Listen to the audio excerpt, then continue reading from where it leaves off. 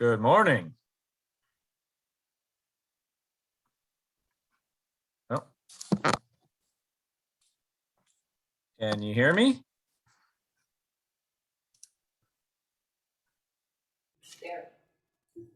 Are you there, Zach? I am here. Can you hear me? Yes, sir, we can hear you.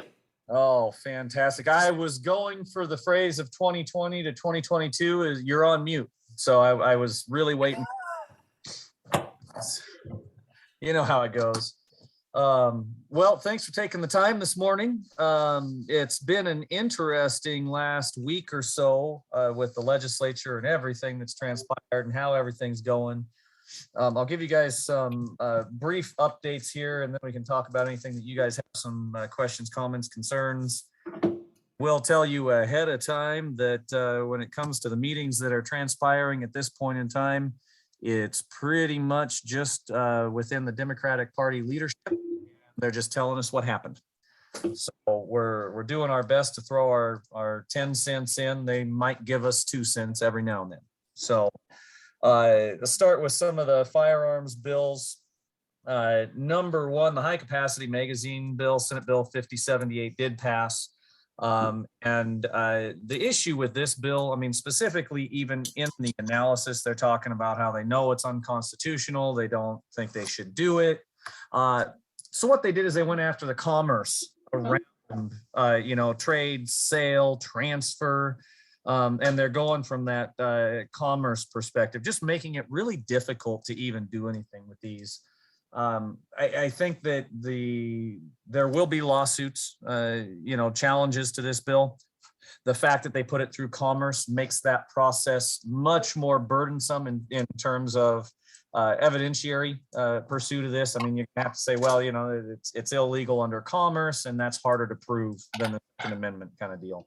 So we'll see what happens with that. And there's just some issues just in general. Like how the heck do you even track it? So how do they know if you went over state lines and got 100 of these things or 200 of these things? Or I tell you, every gun store in Washington is going to sell out within the next very short period of time.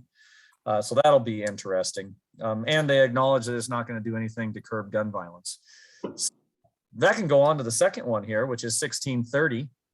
And that's talking about weapons, prohibited weapons specifically in certain public meeting locations. And that bill passed and passed concurrence. They talk about, if you have a meeting with a public board, anything from, school board, sewer board, county commissioners board, whatever it might be in a location, the open carry of firearms is prohibited. And what's interesting about it is there are exemptions. If you have a concealed carry permit, you can conceal carry a pistol or a firearm that you can hide. Law enforcement is exempted. The issue with this, just in general, I mean, it's more restrictive. They kind of supersede, preempt your local authorities where you can and can't carry firearms.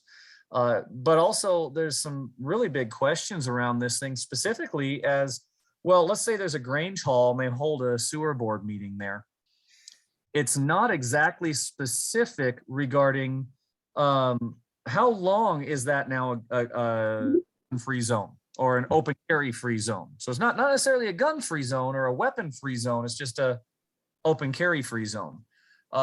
And then there's the question around what is actually considered a weapon. They've got some definitions of things in there, but is a baseball bat a weapon? Is a pocket knife? I mean, I would venture to say that many of the people in your jurisdiction carry a pocket knife. I do every day. Is that considered a weapon? And you can see it out of my pocket. Is that now open carry? So there's a lot of issues around that one as well. And I don't know if there's going to be challenges to that. There probably will be, but in terms of a legal challenge, we'll have to see if there's enough there, for the powers that be, NRA and others to challenge that one as opposed to, the high capacity magazine. If they have to pick, they're going to go after the high capacity mags. Moving on to GMA stuff. The good thing about the growth management side of things is the legislators, for the most part, just because they couldn't agree on anything, have pretty much removed any of the climate change or most of the climate change language out of the conversation.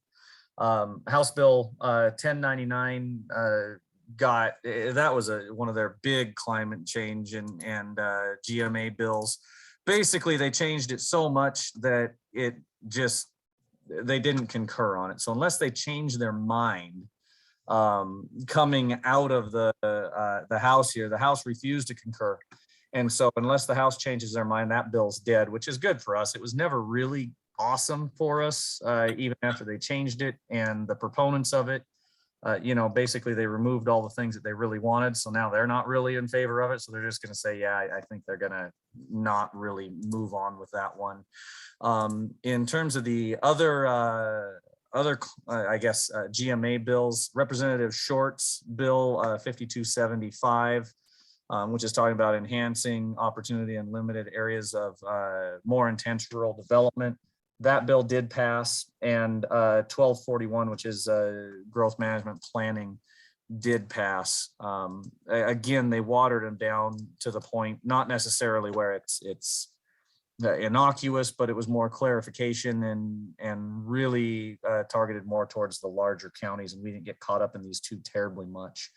A couple of the other ones that were a good, Senator Warnick's 5624, which was the livestock inspection fees, the brand inspection fees, extending that for another year as opposed to increasing the fees.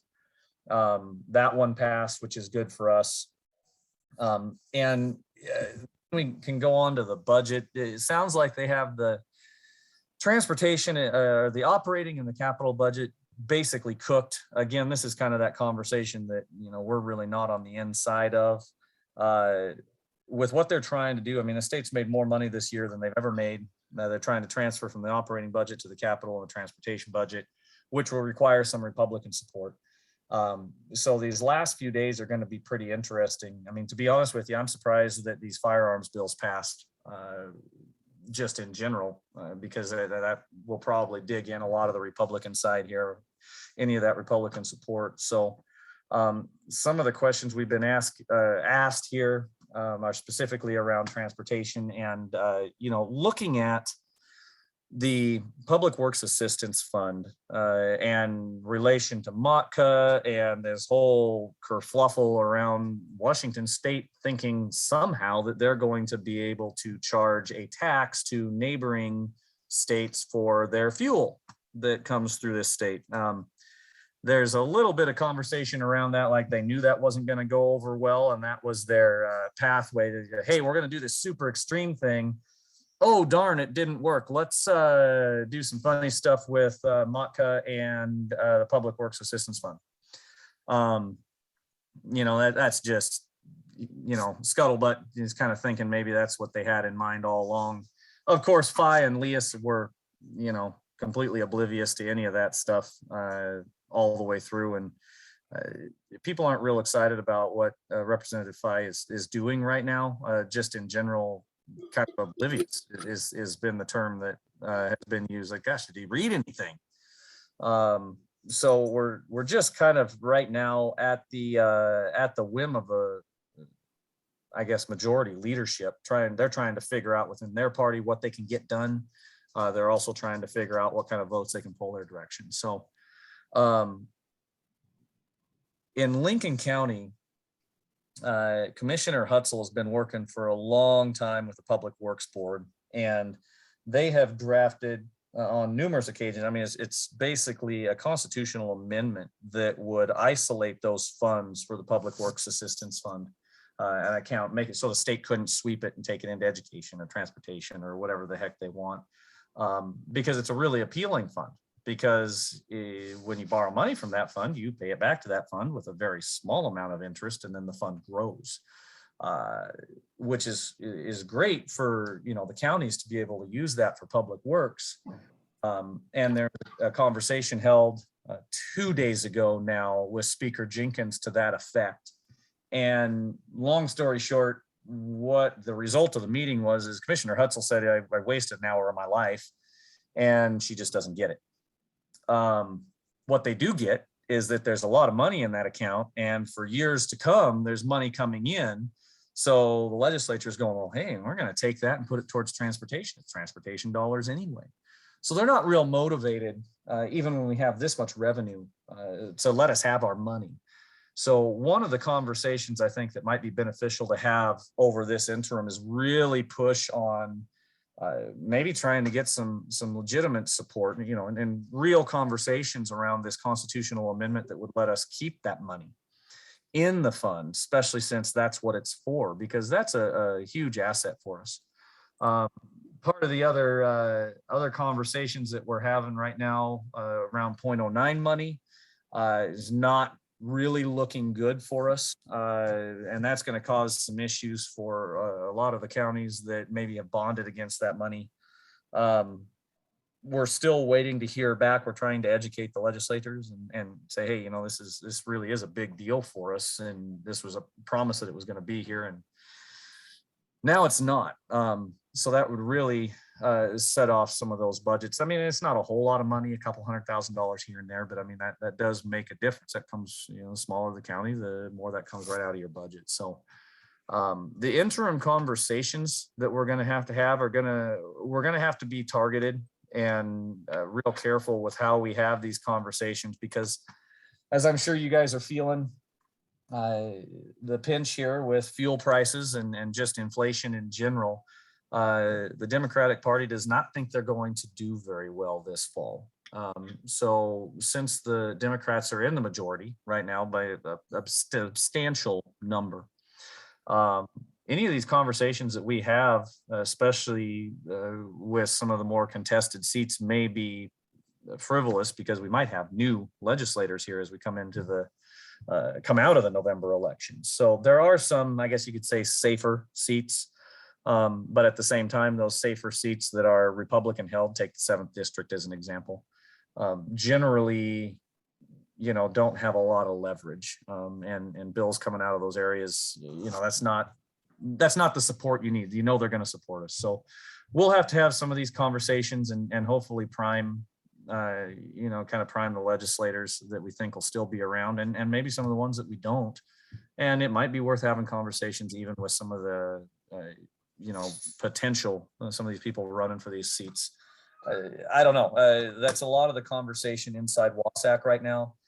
How do we as lobbyists and commissioners have conversations with what we're seeing are, the emerging majority in the Democratic Party right now, which tend to be more left-leaning and are a little bit more extreme than what we're used to seeing the traditional Democrat. And we are seeing, kind of the Democratic Party split a little bit, to what we would consider that traditional Democratic politician to more of a progressive liberal side. Long story short, they're not going away, either of them, and we need to figure out how to have those conversations. I know the last 2 years, it's been really difficult just with access to legislators, because we haven't been in person. We haven't been able to go sit in the galleries and stare at them when they're making their votes. It's amazing how much of a difference that really makes. If we are able to go back next year and be in person, it will certainly make this effort a lot easier, but we need to plan like we're not and figure out how to communicate with these people so that we can at least get our point across. So that's kind of where the conversation is headed in terms of WASAC and the other individual county lobbyists. I really am hopeful that we'll be able to come up with some sort of an approach, whether that's just the lobbyists making an effort, the lobbyists and the commissioners making more joint efforts to get involved with the state officials. But something has to change. Something has to get a little bit better in terms of communication and understanding of what we actually do down here. Because if it continues like it did this year, when the state had more money than they've ever had, and we're still on the extremely short end of the stick, it can't get better. So we have to figure out how to communicate that. With that, do you guys have any questions, comments? I won't say complaints, because I'm sure that there's a few. Observations, clarifications, anything like that? Commissioner Sauter. Yeah, Zach, Dave Sauter here. I think I share the frustration that I sense in your words, especially over the last couple of years, and how the workings of the legislature, where it's just so different than it has been. And I'm hopeful that if we can get back to actually sitting down and having conversations, and as you said, sitting in the gallery looking at them, where they know, they've kind of had a past the last couple of years to be able, and I think it has sort of emboldened some pretty extreme behavior on the part of legislators, because they've been in kind of a black box where they're really kind of cut off from only those voices of folks that agree with them. And so I'm hopeful next year, when folks can get back in there and it's a little more traditional, that it'll moderate a little bit. Because if it doesn't, I don't know what's going to happen to us, especially us rural counties on the east side, because nobody's listening to us. Well, and I think, the other added layer here, we talk about frustration on our side, and whether it's commissioners or lobbyists, or, I mean, even the, guys that are seasoned lobbyists working for Boeing are having trouble getting access here. Another thing that's happened is a lot of the legislative aides have gotten tired of it, retired, left, just moved jobs. So we have a lot of brand new gatekeepers who don't understand how things work, and don't understand how campaign contributions work, and don't understand, that, yeah, you are the gatekeeper, but you got to let some of us through. You can't just keep saying, oh, sorry, my member's extremely busy, you can have a meeting with me. That's going to hurt them when they start asking for money. And I mean, obviously we don't give them any money, because number one, we can't, we don't have any to give them anyway. We're the ones with our hands out. But I know for a fact that Boeing, Amazon, eBay, name it, all the big companies, their campaign contributions have decreased significantly, probably by about 70 or 80%. And it's going to hit these legislators in the pocketbook, especially the Democratic legislators who have new LAs who don't understand that if you don't give me a meeting, why would I donate to your campaign? Because if I don't have access to you, what are we going to do?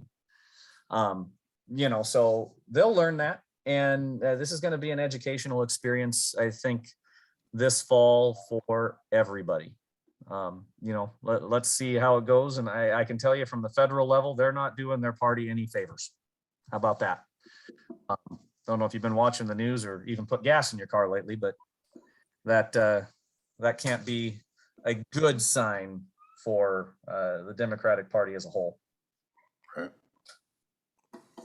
Now, this is Commissioner Christopher. I was at the start of this legislative session looking at the gun laws thinking there's no way in hell these are going to pass on an election year, on a year that they might lose office. But then I think, it's more like Commissioner Sauter said, if you had 2,000 people showing up at the Capitol complaining about them, they may not have done them. But now that they can sit in their private little office on Zoom and not have to deal with their constituents, it's a little easier to pass this year, which is probably why they passed before they open up. So no, that's all I got, is a little bit of event. Thank God the session is all but over almost, and they can't screw us for another year. That's a bold statement. That's an extremely bold statement. He's known I'm known for bold back. statements. Yeah, no, and you're right. It is Thursday, 5:00. They're supposed to be done. We'll see if they actually get it done. There's a lot of negotiations to happen. Early in the day, they'll probably bring up every bill they want to possibly consider.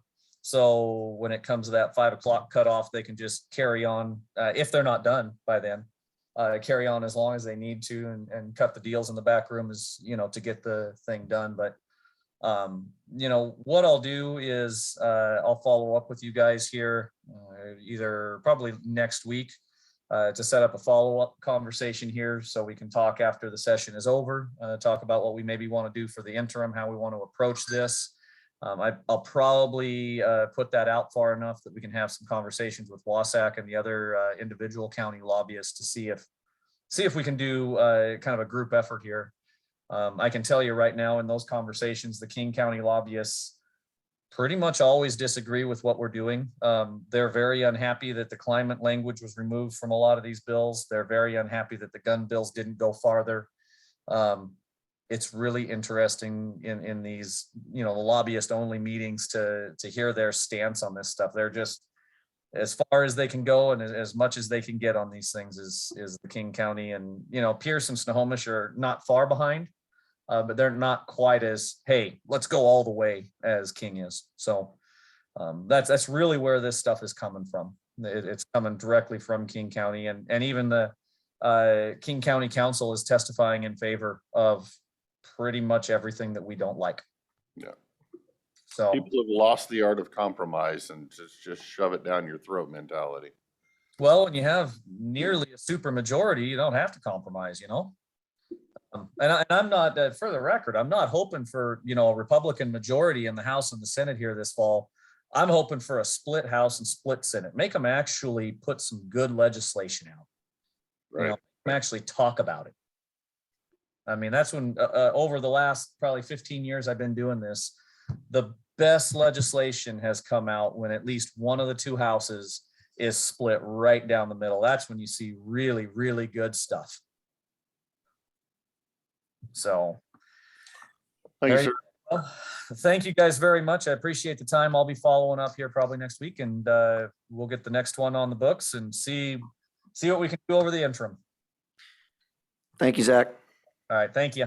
Have a good day. You too. Bye. We have a few minutes. Would you guys like a little more legislative update? Sure. I sat in for Commissioner Sauter on the 4th Legislative Steering Committee. Their updates, House Bill 1333, the .09 funding extension died. Again. According to them, there wasn't enough transparency. They want a public facing website so the public can see how we are spending those dollars. They advised us to make sure we talk to senators this year so they understand the importance for next year. The 09 to extend it to use for housing obviously passed. That vote, King was a yes, Honeyford was a no, Mossberger was a yes, Corey was a no. So we can't even get along on our own party. GMA 1117 adding salmon recovery died. The comp plan switching to every 8 years instead of every 10 is passing. The one that I'm going to find interesting as we move forward is 1717, and that's tribal input in the comp plans are passing, which sounds like mediation for us. They will have $10 million in funds for comp plan grants. GMA counties up to 100,000 get 300,000. Non-GMAs like us up to 100,000 will get 150,000 grants. House Bill 1812, Governor's Bill streamlining the FSEC process, passed. Mossberger and Corey both voted yes. Honeyford and King both voted no. Green Energy Pilt died, obviously, in the Senate. Mossberger and Corey were both yeses. Not enough time in the short session to get a very detailed bill past the Senate. 1964, Representative Corey's Green Energy decommissioning plan died in the Senate. Passed the House 87-10. Why I think that's important is I think it will go in future years. So as we start doing our future decommissioning plans, it will be my recommendation to model them after that bill that died so that we are at least close to whatever they come up with when they come up with. The battery stewardship bill died.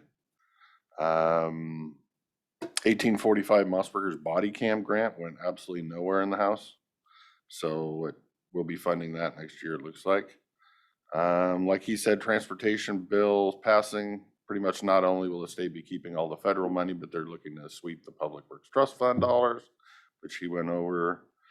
Data center tax deferral, they're having executive session on the 9th. Reducing emissions from outdoor power equipment, again, executive session on the 9th. So those will probably fly through. For you, Dave, the next steering committee meeting, they're talking 2 weeks, which will be March 18th. Yesterday's WASAP virtual assembly, the bill that would allow us to ban fireworks up to 90 days died. So you still have to have a year to do that. Open Public Meetings Act allowing remote emergency meetings is passing or was passing as of yesterday. Police misconduct bill died. Odd year election, to abolish odd year elections, that died. Ranked choice voting died, but they're trying to bring it back next year. I don't understand some of their stuff. Prejudgment interest, luckily is stopped for now. That's probably the only one that went our way. Voting Rights Acts mostly died. What other ones? Oh, that looks to be the COVID funding is probably not going to die in June. We were supposed to be losing all our COVID grants in June. They're looked to be on that budget, so hopefully they're in that budget and we won't lose those. Landfill gas bill did end up passing. Doesn't affect us that terribly, but it could gain us some garbage. Transportation bill, micro trenching, broadband died. Zero emission power equipment still moving. That's what I have. Great update. Thank you very much. Do you have any updates, Commissioner Sauter, from what you've seen? Other than despair and lament. I do think as part of when you do your legislative steering conference for next year's legislature, which I would love to do, but you're the guy, at least for now. I would like to make sure we have worked with our representatives to get them on board with the PILT, to get them on board with the decommissioning plan, to get them on board with all the things that are getting stuck in this county. So, had you brought everything? I just asked for one map. I know, but I had them all stapled together as packets, so. You get a packet. Good I morning. only asked for one map. If you don't want it. No, it's fine. Oh, all good. It's the same packet they had last night. Yes, Thanks, sir.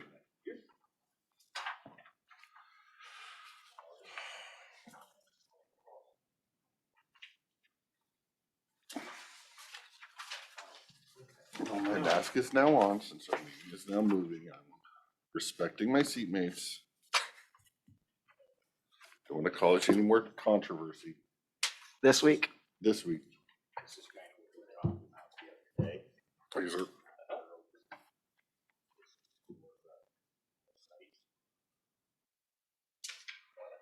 for the extra, I got some extra copies. People, but I'm not gonna.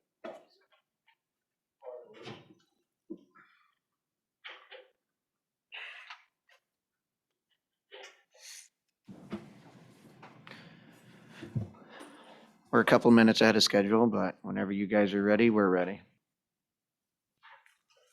I am gonna need probably 10 minutes for back and forth and questions and whatnot after they're done, so. I know they only got a half an hour, but it may end up going 40 minutes. I talked to Rob, his isn't super long, so we got all the time in the world. Did you go to the city council meeting? Thanks. We've been Till more fun 10:30. that way, but What? There was a good hour in the parking lot afterwards. Okay. Was already late enough. Yeah, it was 9:15 by the time it ended and then an hour in the parking lot. I was ready to go home then. You need a nap? You can see the bags under my eyes. Anytime, gentlemen. All right, couple items on the consent agenda. First one is item number 4, and that's a final contract voucher and release of retainage for last year's striping contract. And I'll let Jeff get number 5, which is the Mountaindale maintenance. Yes, it's the Janitorial. Mountaindale, and the way it's set up is we give all the options in case we lose a janitor or one gets COVID, or we're only gonna award the part that's our floor, 3rd floor, and those restrooms that are associated, because road pays for that. The rest, and we did an Annex 4, but if you look at the whole contract, it's for everything. It's a just in case scenario, in case I get somebody sick, somebody goes someplace else. I actually have a janitor I can bring in and I don't have to pull off our maintenance guys and have them do janitorial. So it's an emergency situation. So we only award that piece of it, but it is the ability to have the janitor clean this whole building if need be. Hopefully that won't come So- to fruition. Yeah, and the typical monthly, like we talked, the typical Yeah. monthly is about 2,000 between what they do in Public Works and on the third floor and the cleaning at the shop out off Broadway. So that's what's typical, Yes. not the, I think it's 9,800. 90, yeah, that's not That's typical. not, That would be if something catastrophic happened. We lost a person or something like, or a couple people, then they would step in and do that service. How do we, sorry to interrupt, but since you're on janitorial, it kind of comes up with a good question. Who's in charge of cleaning our windows around here, all 900 of the outside windows? We're gonna have to hire outside companies to do that now, or? yeah, so we'll look at the people that came and cleaned, we're getting their names, and I guess there's about 2 or 3 others, and so we'll probably get bids so we can actually do that on a more regular basis. I don't know that we've ever cleaned the outsides at the courthouse for several years. Since we And then I replaced think it them, was just buildings and grounds with a pressure washer kind of thing and a squeegee. Yeah, So this is a different story, and I didn't even think of that expense until I started looking at the dirt buildup. yeah, I think they were pretty quick and fairly economical from talking to the contractor. So, yeah, it's a 3-story squeegee. It's pretty amazing watching those guys. Do we really have 900 windows, or are you being facetious? There very well could be. Windows in this building. It's a greenhouse. You could grow tomatoes in here and sell them. Well, Victory Garden inside. All right, and then item number 6 is our new striping contract for 2022, and that's again with Stripe Right. So they were the low bidder again this year.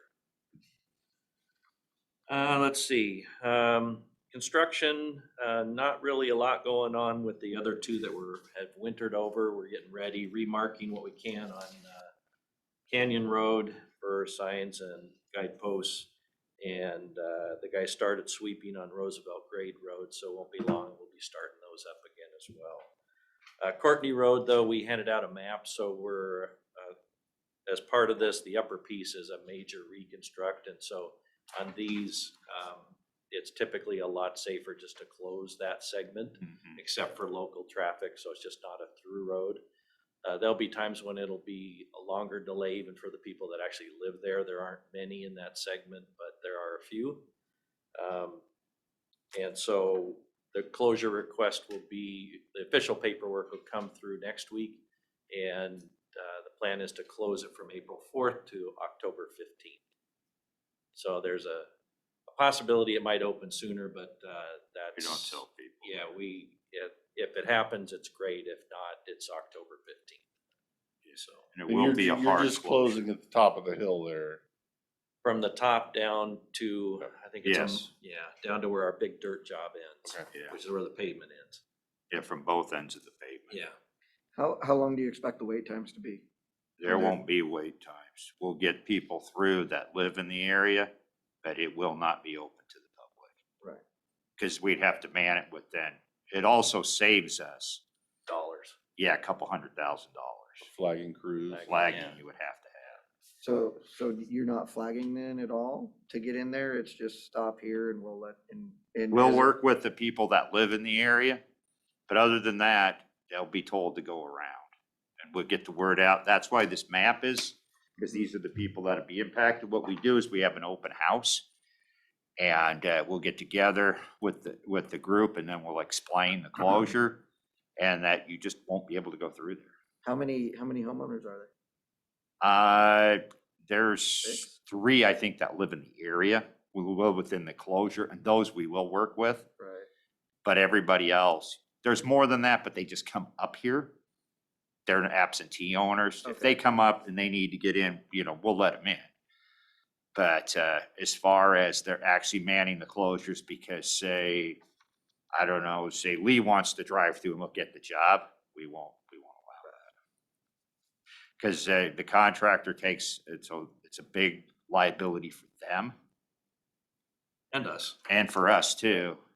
And we didn't bid the job that way. Just because it's pretty much impossible to keep the road open on some of those cuts. No, you guys are moving way too much. Yes. Do we have,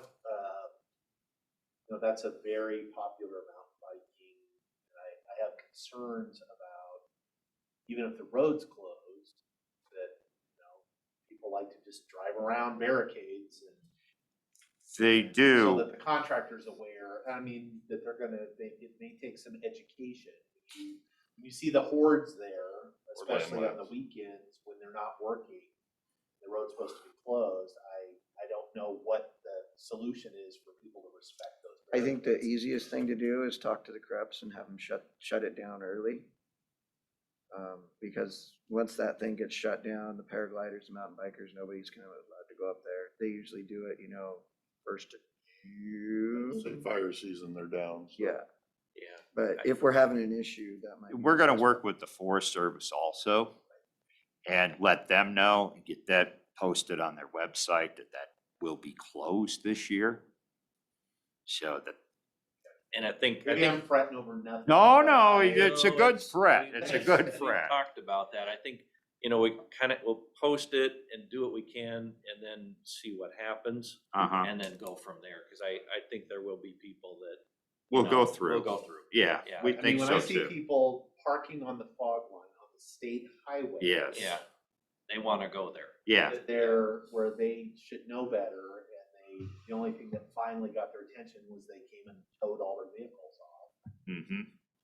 Then, what's a barricade on a road? No, Especially if I'll just go around it. Yeah. It don't be me, it's everybody else. Yeah. And this, that we're heading into that busy time in the spring when it's right. one of the lower routes that opens up where there's not snow.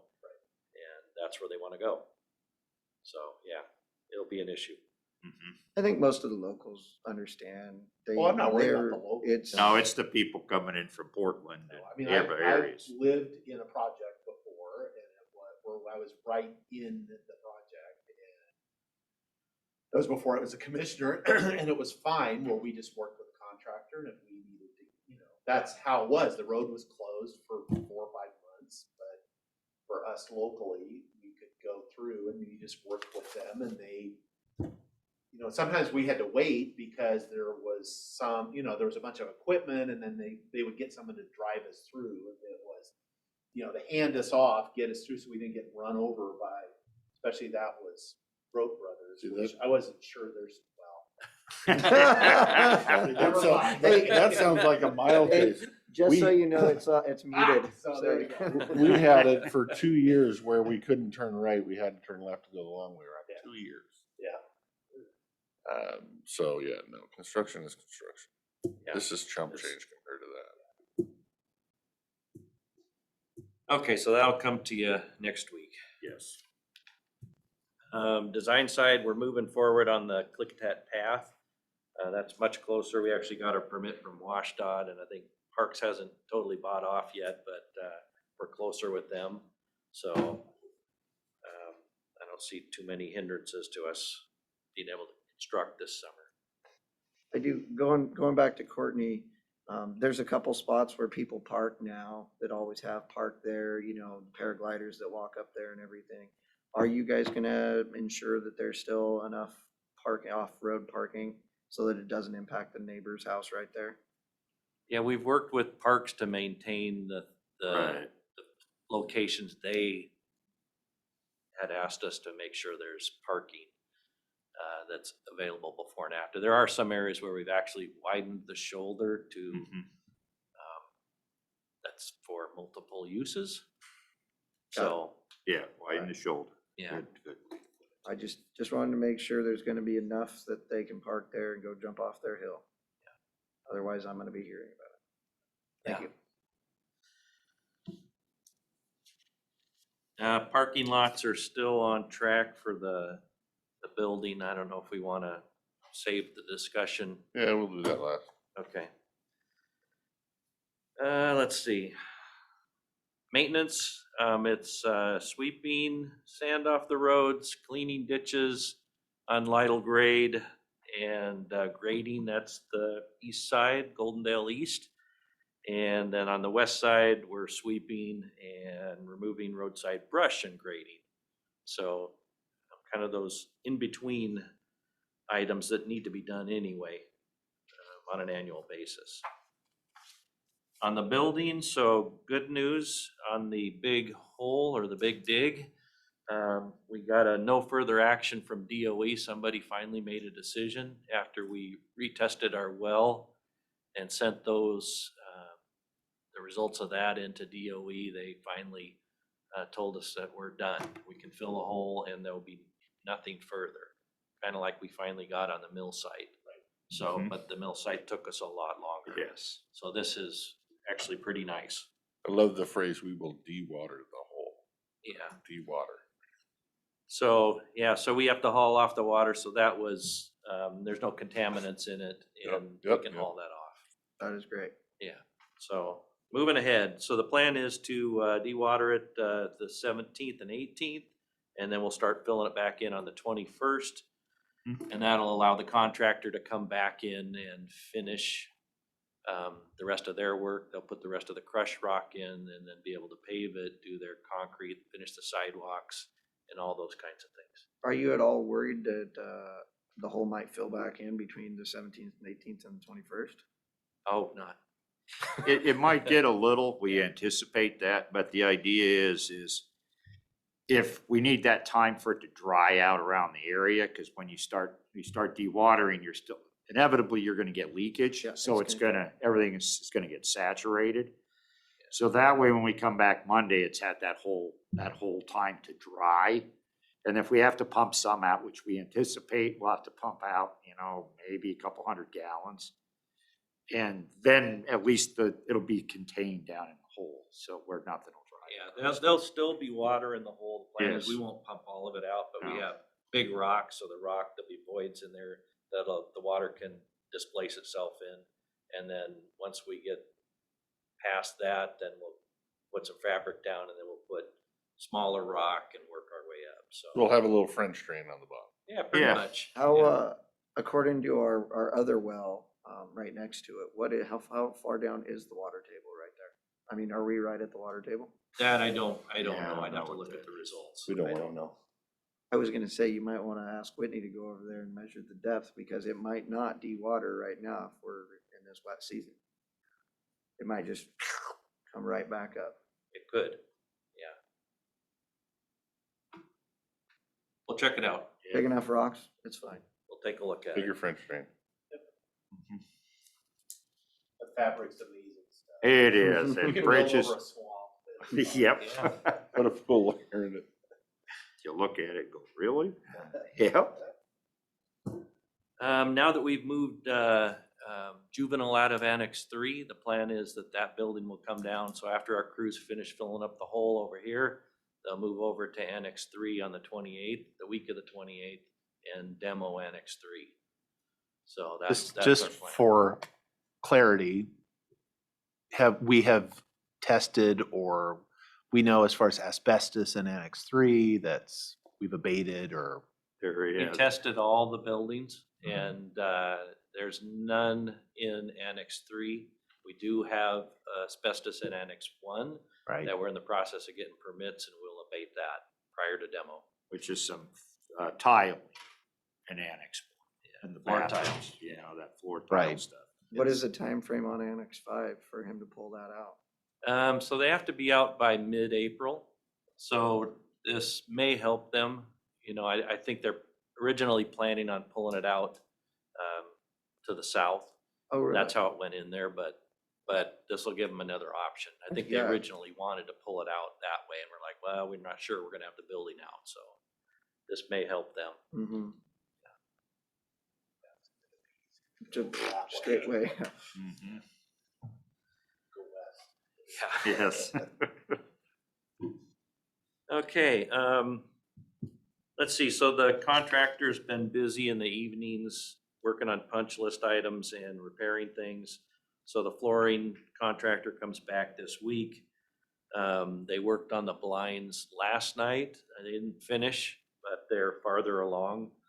I haven't talked to the contractor yet today, but we were kind of eyeballing at what they were doing last night and then this morning to see how far they got done, so. Are they're these not- all electric in here? No, they're not. These are not, I was gonna say, I see the these will strings the be, minute yeah, I the said that. outside. Yeah. Let's see.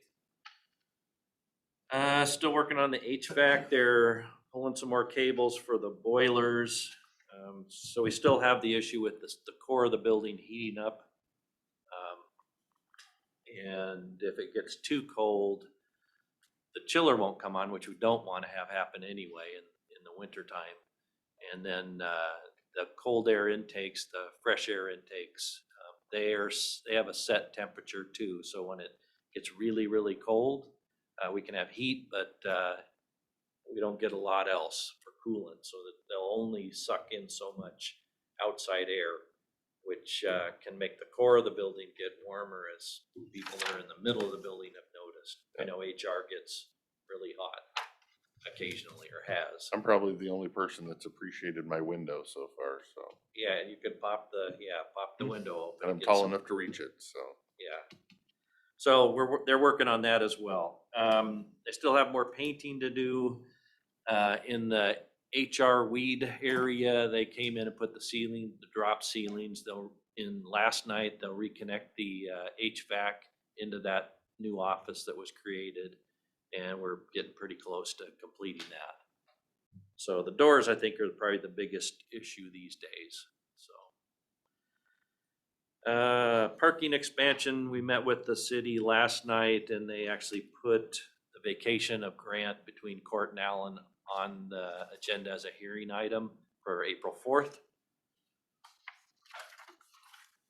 And we have our open house today. So what I was thinking was we have cake and refreshments, cookies, coffee, that kind of stuff. And so thought maybe we'd open up the room, the glass downstairs, and then set up the cake in a place to, if we want to have more of a formal dedication of the building, and the plaque, all those things kind of right below us, and then just have it all open and kind of informal, but there'll be that formal piece as well. So if that sounds good, that's what we'll do. Are you bringing the port to break over the building? Yeah, no, I figured you were cutting the cake with a golden shovel. You remembered your shovel, didn't you? Yeah, I got it.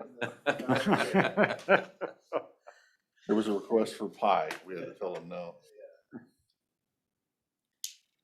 All right, radio project? Radio project, let's see, the Conservation District signed the agreement, so that'll come before you guys next week.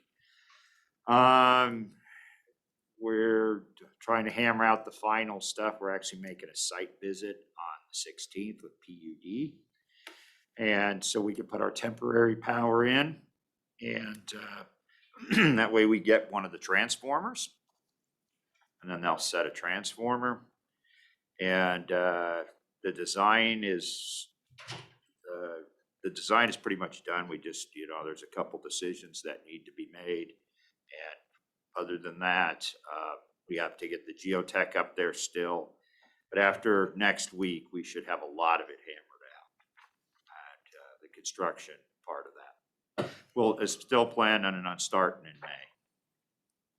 To actually build the road in, and then the building will start construction in probably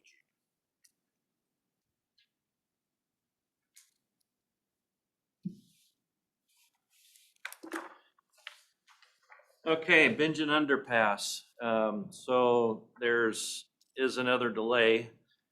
So they lost their lead designer, and they're backfilling it with a new person. After submitting their plans for the shoe fly,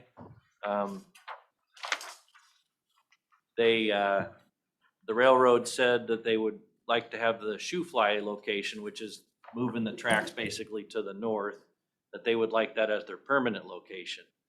So now that means that there's maybe some vertical clearances that don't work And so they're gonna have to go back through and redesign.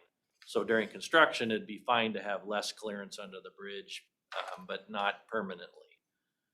So now it's, does a roundabout fit within the right of way? Cause it'll push that whole vertical grade to get back up to 14 north. Unfortunately. So this has always been the issue though, getting things fixed with the railroad, but we have not thought that was the issue for the last 10 years. So now we're stuck with changes that really should have been ironed out in the beginning. And now that will probably delay construction again. So just giving you the update. If I may, Mr. You may. Chairman, do you get a sense from the railroad? Well, I mean, I'm asking you to speculate, or I'm speculating that Yeah. why do they want to realign the track? Or is this just a way of delaying, or, that they don't really want to, they've never wanted to do any of this Right. as far as both the railroad and WashDOT, and how convenient that now 10 years in, seems like, maybe it's not that long into the project, this is, I mean, it's not a fatal flaw, but it could be significant where they've already acquired right of way, they've torn buildings down with the design as far as they bought people's houses out. And then if you move the track over, none of that may even work now. And it's almost like you have to go back to the beginning. And so you could end up with, well, you can't do it. And, oh well, I guess now we own a whole city block in Bingen that has no houses on it for a roundabout that we don't need anymore. So I'm Yeah. just very suspicious that this is, there's like, everybody's looking for a way to not do this. This seems like a really good way to throw up another roadblock that, it's. So how soon, as far as you said, there's a new project manager, I mean, is he an actual project manager, or is he I'm just running the clock out until there's no money left, and the budget now, the inflation has now gotten to the point where, oh, we can't do any of it because it's, we're working with, $2002, it seems like, almost, but, so that's more of a vent than, I'm just curious if I mean, you work with the RTC a lot. I mean, I don't, as far as what your take is on this project. I've talked to the people from the railroad kind of informally. Well, we've gone out there at meetings and I'm like, just chat with the people, the guys that are out there, and they're like, what's the holdup? And they're like, the sense I get from talking with them is they don't like being told what to do with their right of way and how to do it. And they'd rather be approached that if they ask us, then, but they're being told that this is what the solution is, instead of a collaboration where the railroad actually says, we think it should be like this, within our right of way. And you always had to have a shoe fly, right, from the very beginning to make this work. And whether that's a permanent one or a temporary one, that's, I don't know why the railroad wants it now to be permanent, but I don't think, and even from talking with WashDOT, it was always an easy thing. We're just gonna, blow right through this and knock this out. And I think there's more, it's the railroad's right of way, and you have to work with them to come up with a solution. And I'm not sure that really occurred at first. That's the sense I get from talking with both parties. Don't they do this all the time now? That's what they said, yes. Doesn't appear to be. Yeah. I know my experience working with the railroad is it's their right of way. They're gonna Yes. tell you what you're gonna do in their right of way. Mm-hmm. And you do that. If you do that, you move forward as quickly as you can with the railroad. Yes, But it still takes a while, but not this long. no, you're right. Okay. So, yeah, it's sort of frustrating. It's been really frustrating for me watching this, and nobody really wants to listen. Well, So before we do the parking lot, I put together an example, so Example. of Garrison Road, since it's on our radar. We just got through with that last week. So we talked about, what are some solutions for these main routes? There are routes that are more significant and have more traffic and conflicts potentially with cars and cows, like Simcoe Mountain Road or Centerville Highway, those Mhm. kinds of roads. So the idea is that we come up with a flip sign, because it's hard for the range deputy, they only have so many signs, and people are moving cows at similar times during the spring and the fall.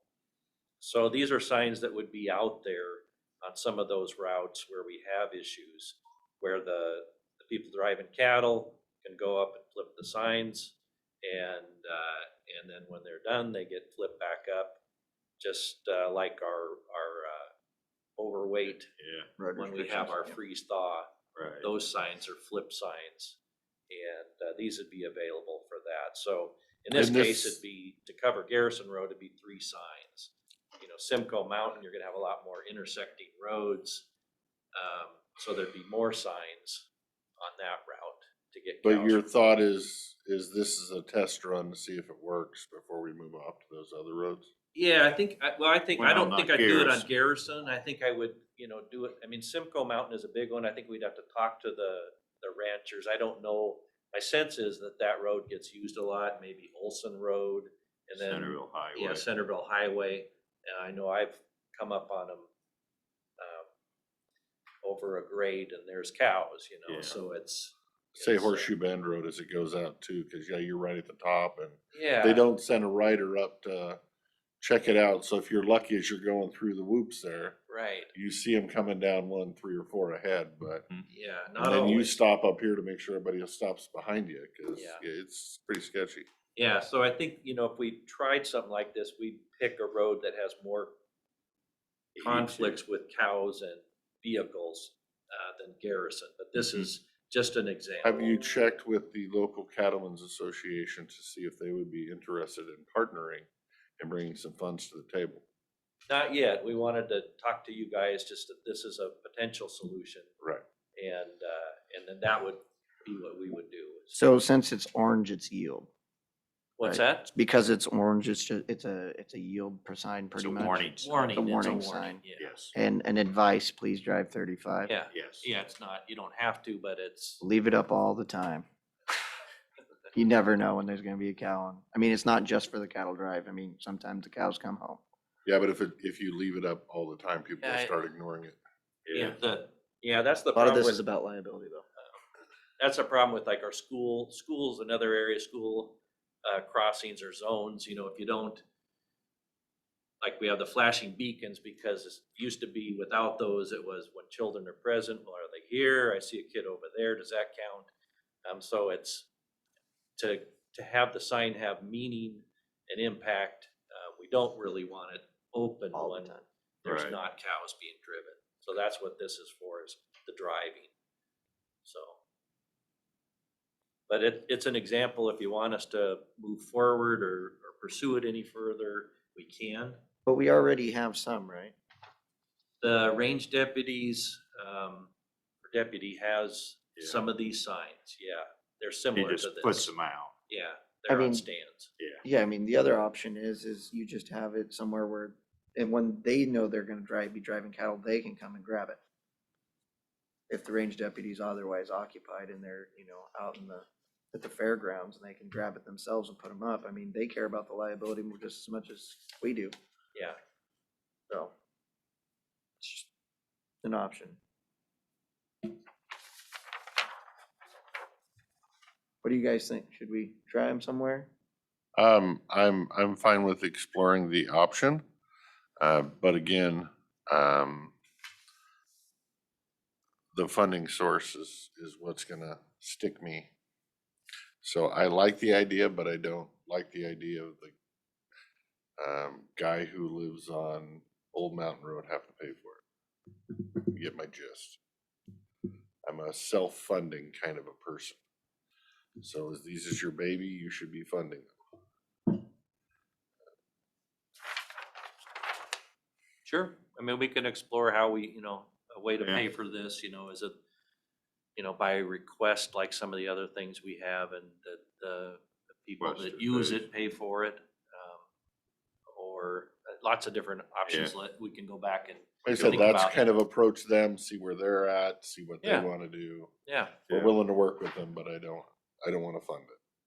I At still least full fund. think it's a great idea. Yeah. Thank you for bringing it. Yeah, I like the idea that they're not up all the time. Yeah.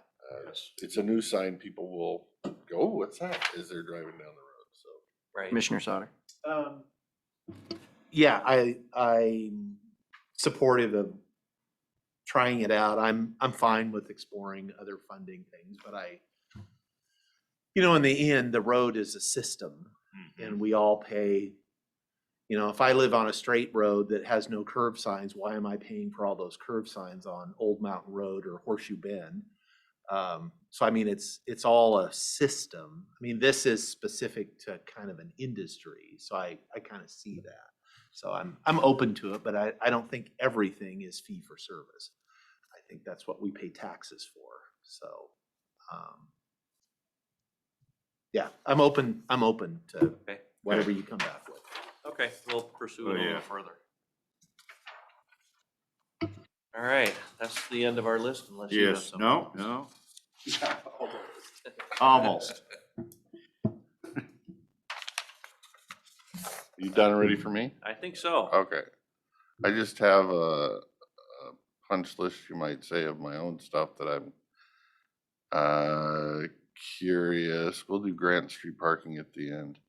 One thing that's been brought up to me on numerous occasions, which I meant to look today.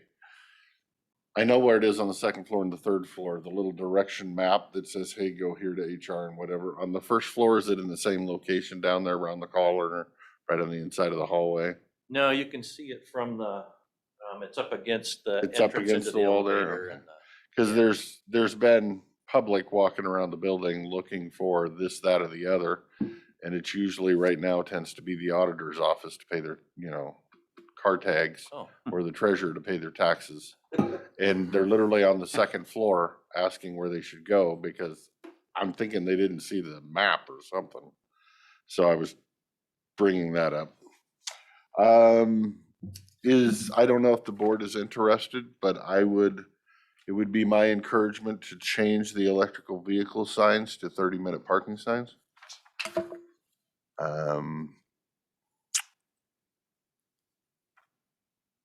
Question about the mailbox parking. I got a complaint that we have county employees parking on that east side of the building over there. One of those is the blue mailbox, but the city has white paint line out there in the road that literally pretty much says don't park here. But they're parking there anyway, but it's old paint line. That's a city issue, am I correct?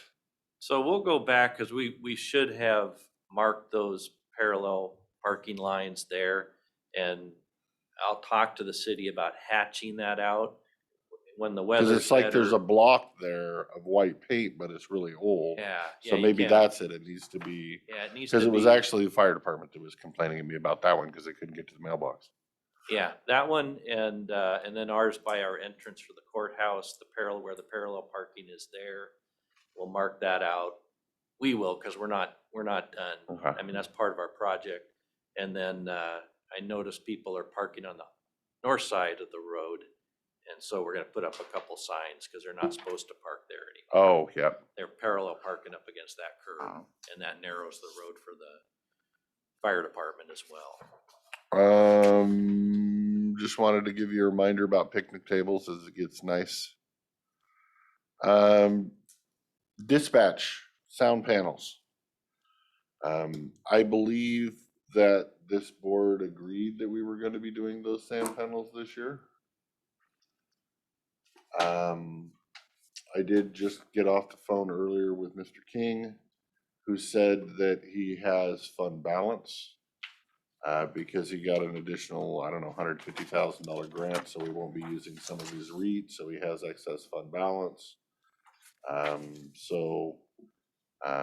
For clarification of me, which I thought we already approved that, but I may or may not be wrong. I'm looking for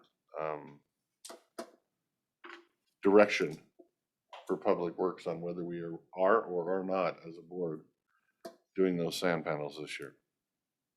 How do you recall it? That was taken out of the budget.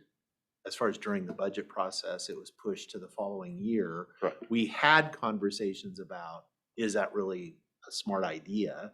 And could we find, Funding. once the numbers settled out, because it's about, I want to say it's like 30 or 40,000 30, dollars. 40. 25 or yeah. 30, yeah. That in the interests of, Safer. I guess, crew morale as well, that would be money well spent that I think we should find somewhere. But I think as it exists right now, it is not in the plan. It's for 2023, Yes. not 2022. So it would take an amendment, which we could do if we're, and Well, I would be that's- supportive of that as far And as. that's why I was bringing up I know it's not in the non-capital budget for them, but if he's bringing his own fund balance to the table, however. His guys- fund balance is our fund Well, I'm balance. fully Just aware of that. remember. Just so everybody listening out there, none of the money is actually yours. It's actually not ours either, but. So I guess I would say I'm looking for a firm, yes, we're moving forward, or a firm, no, we're not moving forward until next year. It's okay, Jed. It's okay. And my answer would be to advise them to move forward this year. I'd like a little bit more information about where that fund balance came from and what that is. And then we can move that money if he under budgeted from last year and has leftover funds. And that's what he wants to use them on, then I'm fine with it, but Okay. a little So bit more information would be good. That's what he told me. So essentially these were budgeted funds that he was supposed to have to use, but he ended up getting a $150,000 grant that he wasn't aware of. So these will be left over at the end of the year. But that's fine with me if we want to throw him on the agenda. He couldn't be here today because he had another grant that he was on at 10 o'clock today. So if we can throw him on, hopefully for something for next week to give board update, then we can move forward with that. Thank you, gentlemen. Wanted to remind you to push to finish reconciling Dallasport wastewater so that we can get it moving along, which brings up another question I had of fund balance. Dallasport wastewater treatment facility, according to my little graph, has started with below 8 million in fund balance, and now it's up at, I don't know, close to 11 million in fund balance. If we dispose this facility and transfer it off to who or whoever, does that fund balance go with them? Is that part of the project? Or does that fund balance come back to us? No, and I would have to see what you're looking at, but I am unaware that there certainly is not $11 million in fund. There may be some cash flow. But not, I think I sent you some. Did you get a Right, chance? I did. That comes from the PUD. Right. And that was reconciling what they have in budget. And then, we have some, but you guys know what we have. I mean, it's your money. So it's not, I don't know what off the top of my head what we have, but it's not that much.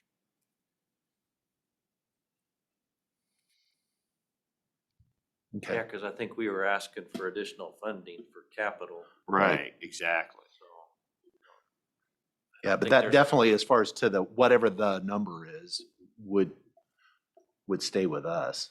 I would anticipate, or that's what I would support, but You're there's, just thinking that fund balance that's in our, yeah, I think this is, that was given us during the budget process last year. Huh. And we can By have us, finance, I can have her relook at those. yeah, numbers. as far as what this is. That's a copy of Glenn's old fund book. So I don't know if this is the sort of accumulated, Value. depreciated, Right. where it's the value of the project. It's not real money. It's not real money. It's not cash.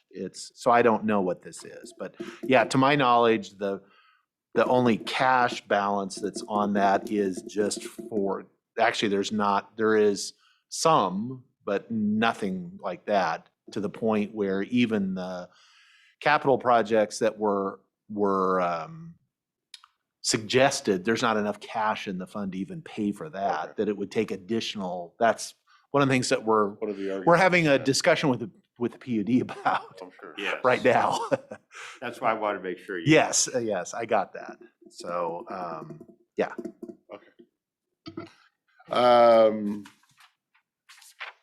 I wish there was 11 million. Yeah. Well, that's why I'm looking at this going, wait a minute, what? Never mind, let's keep it. Yeah. It generated $11 million revenue.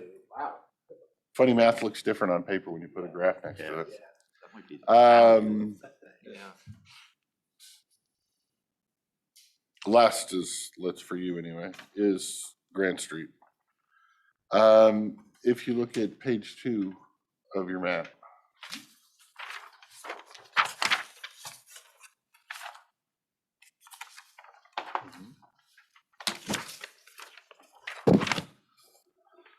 So this is the Grant Street vacation down here behind the courthouse.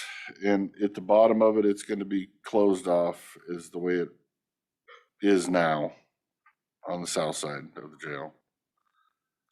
And you have this straight pull-in parking, which I absolutely hate. As being a guy that drives a dually truck, like half the population of this side of the county. I'm having some heartburn with this. Now, we did propose this to city council for the vacation, and this was the plan. One councilman abstained because they work for the county.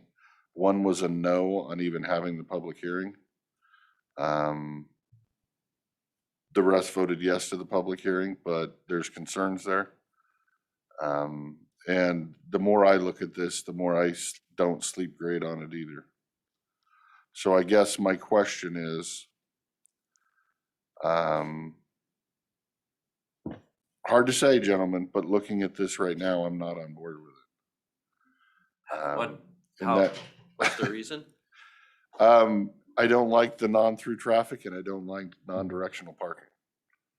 The non-through traffic it's just safer not to have through traffic in a parking lot with pedestrians.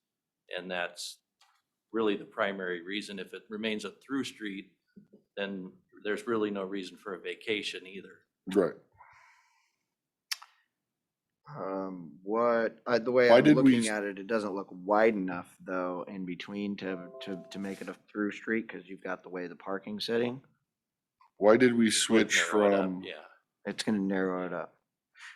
yeah, so we tried to maximize the number of parking spaces in right, here. and that's why you took out the diagonal parking and put in the straight ahead parking.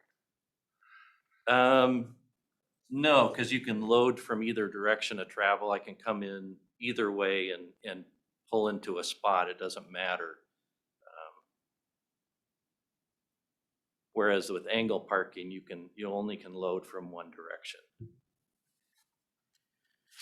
I get what you're saying, because that's how I get to where I always park, is I come down the road and through. And there was, But it there is was gonna be one concerns way addressed- going that other way. There was concern addressed from the church that's on the south side would be below the courthouse down here. That they use that parking on Sundays and, now people have to drive around the block to use the parking. I'm not too necessarily worried about people driving through the block and not being able to get through there. I can't wrap my head around this. To like the idea. Could, and I don't know the rules, but could you make that a one-way going through there? And then it doesn't need to be, and then it doesn't need to be as wide? Yeah, I mean, I guess I'm saying anything's possible, but if I'm going back with Gordy on the 4th of next month when they have their hearing. if you want somebody to testify in favor of this, it won't be me. Because I don't believe this is in the best interest. I don't believe this is in the best interest of the people that live outside this building. I don't believe closing the street and or the straight-in parking. So I just can't get on it. Commissioner Sauter, please. What I'm troubled by is that we keep coming back to,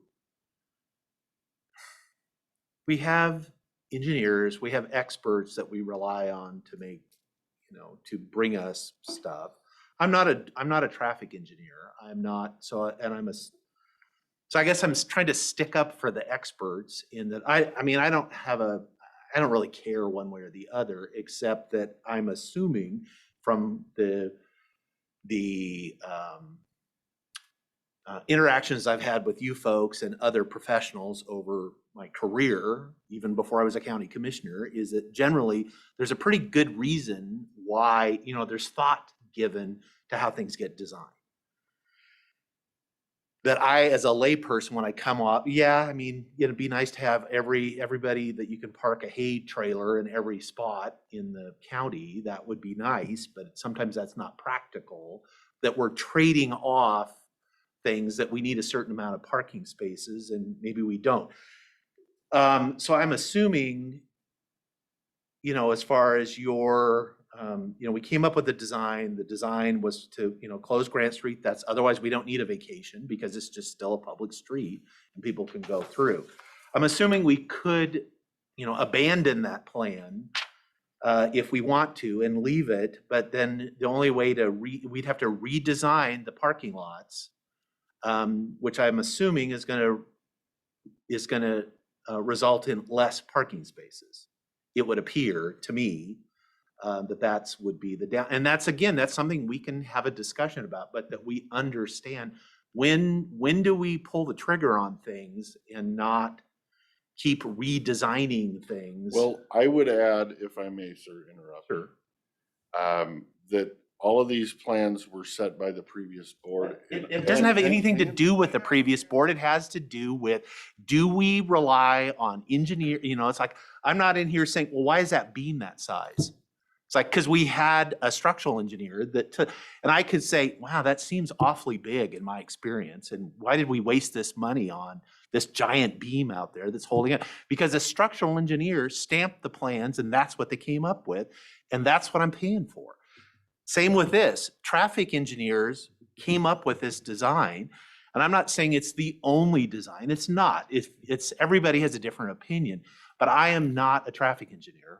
And I'm going to respect and I'm going to listen to what the experts have to say. As I said, I don't have a dog in this fight one way or the other. I don't care, but I am going to stick up for the professionals and I'm going to listen to them. And it has nothing to do with politics and a previous board made. Because guess what? The previous board listened to the engineers. And I would assume the current board is going to listen to the professionals as well. And, ultimately we can say, no, we don't like it, do something else. So what is our backup plan in case the city council chooses to not vacate the street? Because we don't have control over that. No, then we would redesign to maximize the number of spaces that we could in the property that we own. So that would be my question is if they choose to not vacate the street, is there a potential for negotiation to make it a one-way street, narrow that down so we can still get more the parking spots that we need? Sure, they worked with us during construction. We did have it one way. So that is a possibility if they don't, yes. Okay. Yeah. Because I don't know what they're gonna do. Yeah. Mr. Chairman, may I? Commissioner Christopher, floor is yours. So my point about the previous board is I believe that the traffic engineers listened to guidance from the board to see how they want to proceed. I'm sure there is more than one avenue or one approach or one build plan for this parking lot based on the direction that the legislative body wants to go. That was my point. So they were probably following the direction that the legislative body wanted to go, or maybe the legislative body didn't have an opinion and they just came up with it. But there's got to be more than one way to skin a cat. I'm telling you, I don't like this way we're skinning the cat. I don't like a lot of the ways that this whole thing has gone down, but I've respected the system and have not, I guess I'd say, thrown a stick of dynamite in it. I went along to get along. On this one, I'm having heartburn. It's a parking lot. It's not a building. It's a small heartburn compared to the other heartburns I could have had. I'm asking if there was another way. And in order for me to support it, it's got to have another way. Is that alley currently there? And does that go in? The alley, I Yeah. never noticed it. Yeah. Okay. It's not on the platted portion of the Goldendale plat, but they would have Use. prescriptive rights just based on use. On use. Yeah, Yeah. so we put it in there because we want to maintain that access. I'm essentially not willing to burn political capital for something I don't want.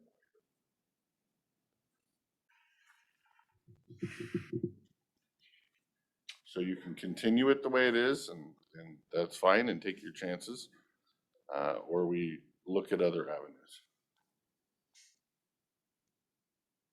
I understand where you're coming from for it's a parking lot and you care about safety. And that is a lot of parking spots and a lot of people going back and forth, and I do understand. And so long as they're willing to grant the city, because the city set how many parking spots we're supposed to have, and that's what we're supposed to do. I would assume any changes we make are gonna result in fewer parking spots. I've had a few conversations with the downtown business owners, and, they're crying about not enough parking spots in Goldendale. But so I understand, and this is the plan, and this is what's been designed, how much money went into designing this and getting everything set. If the city chooses no vacation for any reason, then we redesign. But the direction that was set by the previous board and the direction that you guys have been given and the traffic engineers, I'm fine.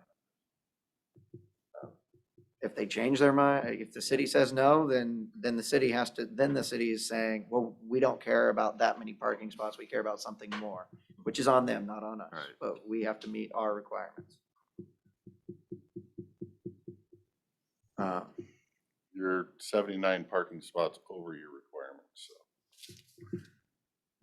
And with regards to you going to the meeting and saying your piece, you are your own commissioner and you are always free to say your own piece.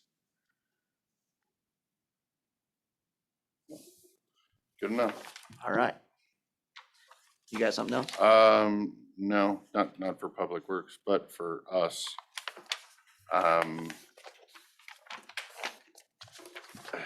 One of these was brought up when we did the chat feature. The other one is a potential issue later with the pool board.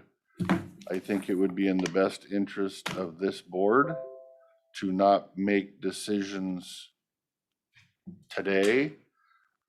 On Thank you, gentlemen. presentations, thanks guys, on presentations made today, not make decisions this week, on presentations made this week. Tell everybody, we'll think about it, we'll give you an answer next week. That way we give staff time enough time to come back to us and give an opinion, or legal counsel enough time to give an opinion before we step in something. So that's just kind of where I'll be coming from going forward. So what you're saying is you've learned from the chat feature? Hopefully, Me too. That was a good lesson to learn. I think so. Gentlemen, Mr. Chair, we want to be good team players, so we're more than happy to come back next month.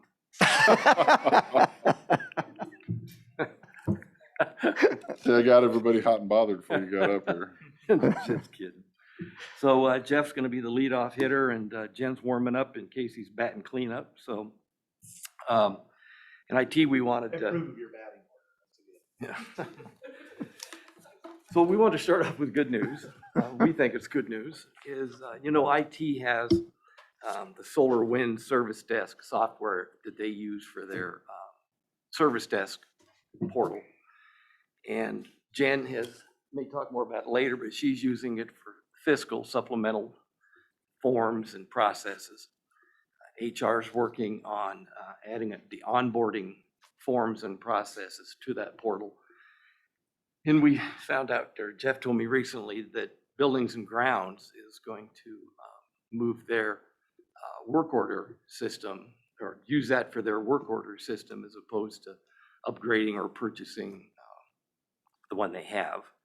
And so it's more departments are starting to use this software.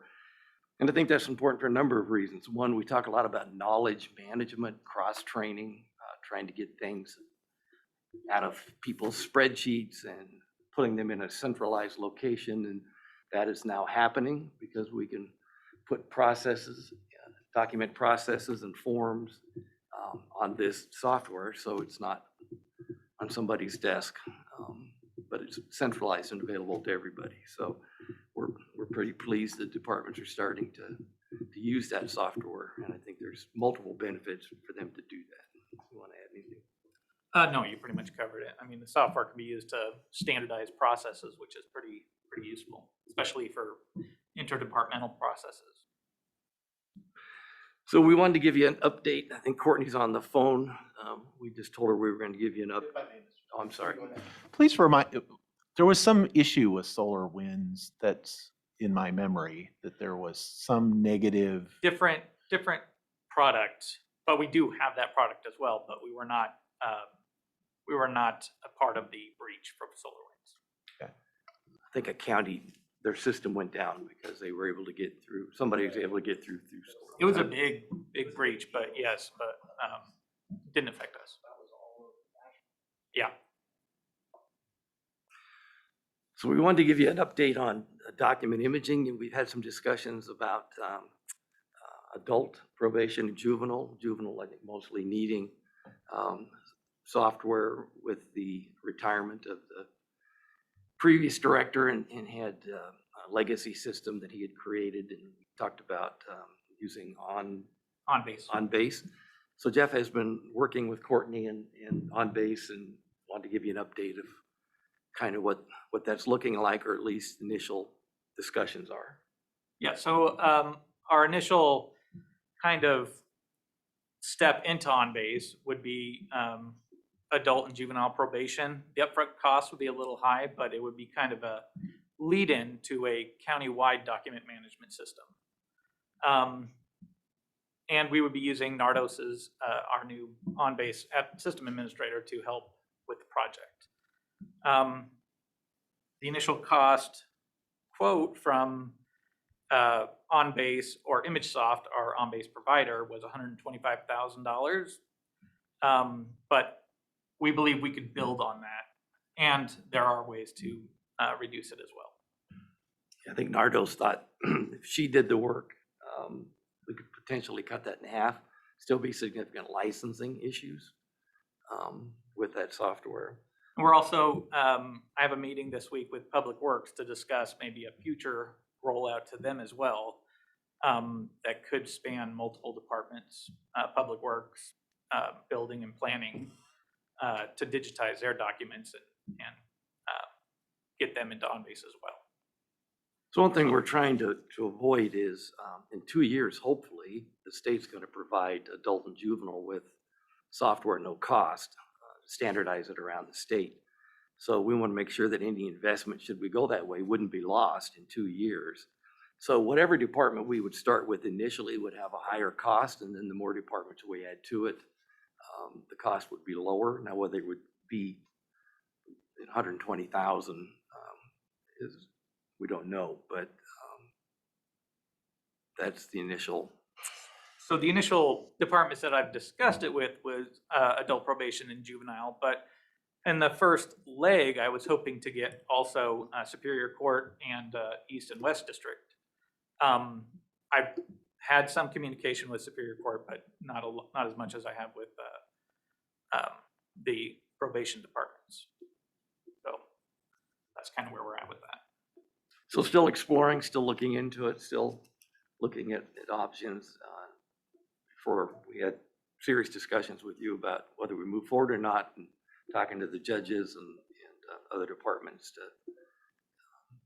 see where it might go. So it's not inexpensive to go this route by any means.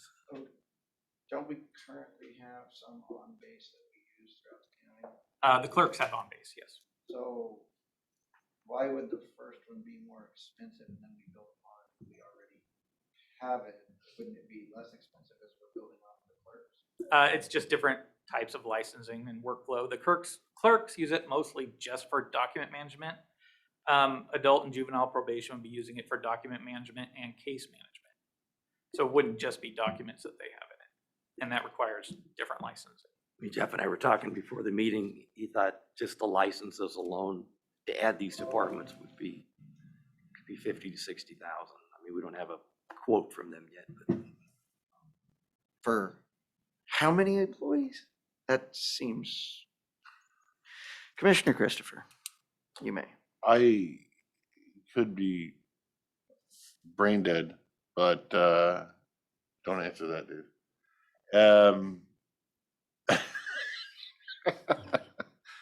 I could swear when the clerk was giving her, I want this on base, she told us that there was already 22 licenses or something in the county, and probation already had this. They just probably weren't using it. remember, go ahead. There are different types of licenses. So they have view-only licenses, which probably would be used to some extent. But the other modules that would be required to build, at least the demo that we were provided, would require additional licenses. But I don't know if what Nardos would build, if we went that way, exactly what that would take. So none of this is set in stone. We're still looking Exploring. into and exploring it. Obviously, Right. we realized 125,000 is probably a no-go. But we need to gather as much information as possible and get the information for the questions that you pose. And To me, it's scary because I honestly think this is something that needs to be in every department and it needs to be countywide. It's just your number just scared the bejesus out of me. Why do you think he started high that way? So when he cuts it in half, it sounds a little better. that's a good idea. It's always going to be 65%. Yeah. No. Hopefully it's not 100. Led with that, it'd be like, Yeah. oh, no. It's like, oh, it's 125, but we got it in half. We got it in half, so. To say 60 sounds like a great number now. Yeah, If we yeah, led with yeah. that, it'd been, whoa. Like a Nordstrom sale. Buy two, save money. So, okay, well, we're still looking into it, obviously. We're just kind of keeping you updated that Jeff is, talking to Nardos and talking to the departments. And I mean, we have to do something. We don't know what that something is yet. So the next two issues are potential supplemental issues.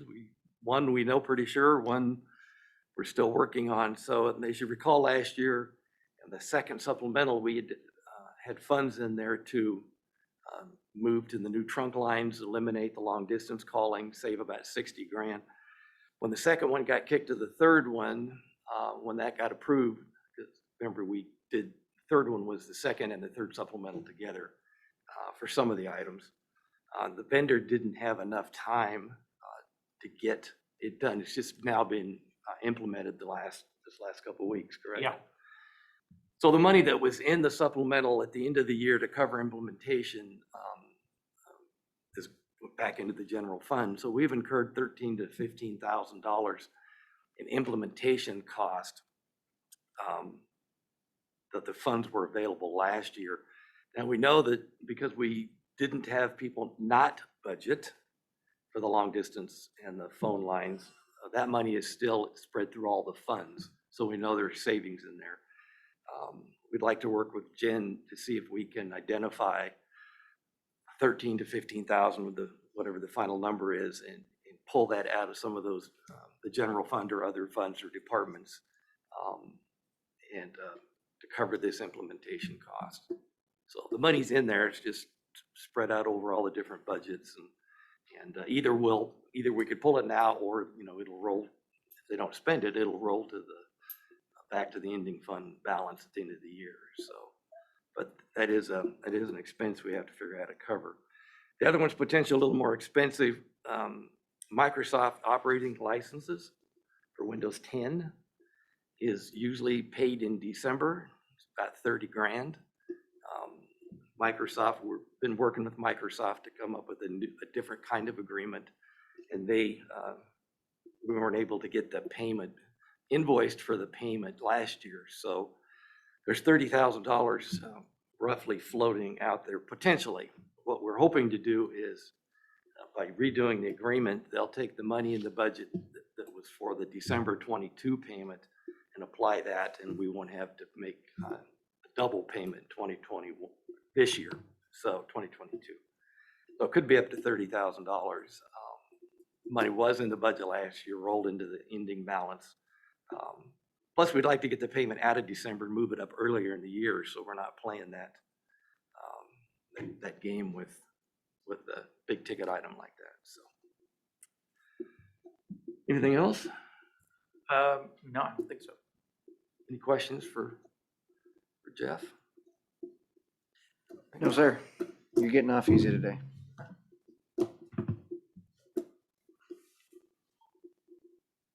Come on, slugger.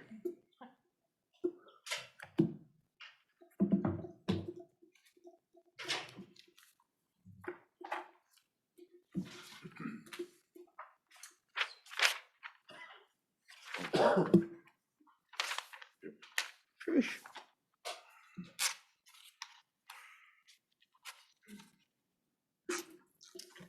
She just beat Jeff King out. Number of pages.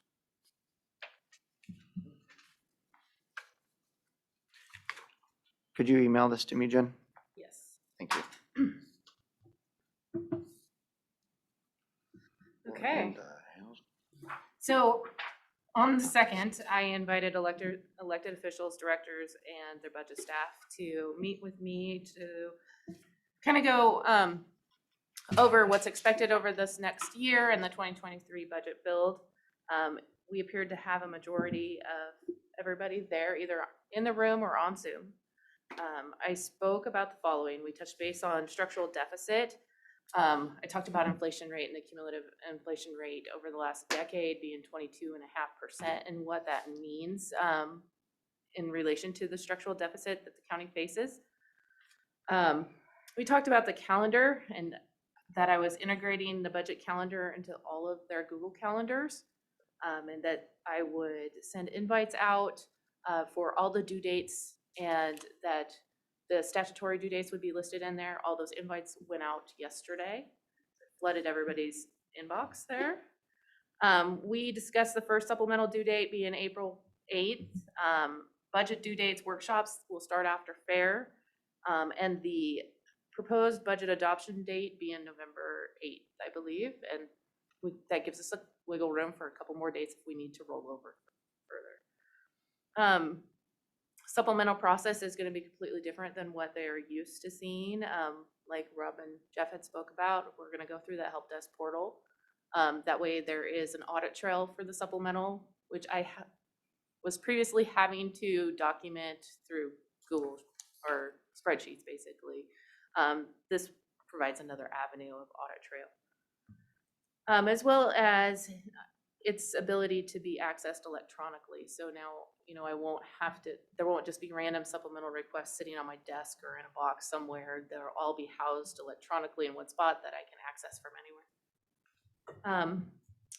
We discuss budget reports every month. The auditor's office posts budget reports to a shared drive. They were being housed under Klickitat County Forms shared drive.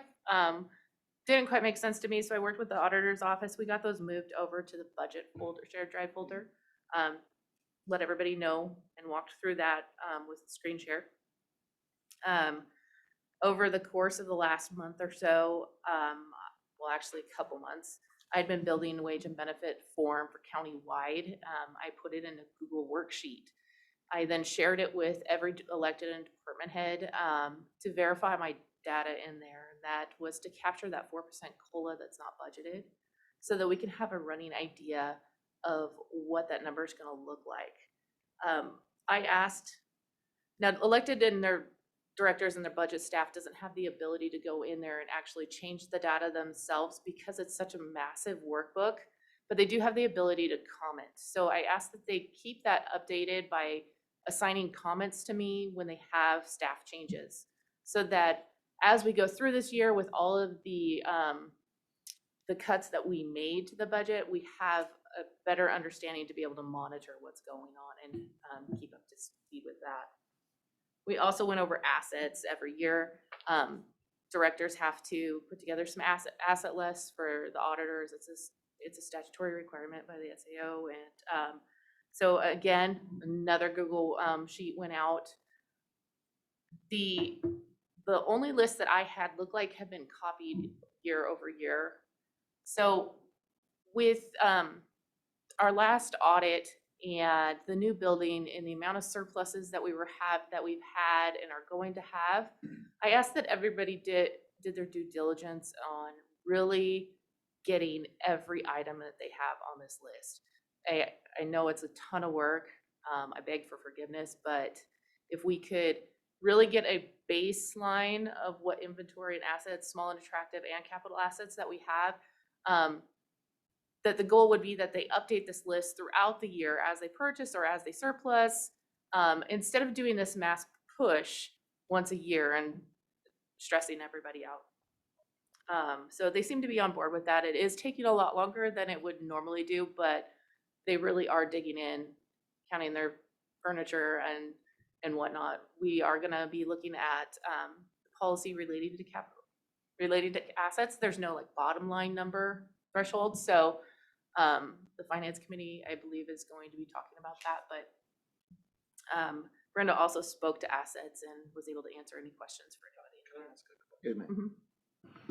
So how does that work as far as on their asset list with, like, we've been doing a lot of surplusing, but we also have things that we're taking action today on setting that. Well, but we actually haven't taken action yet.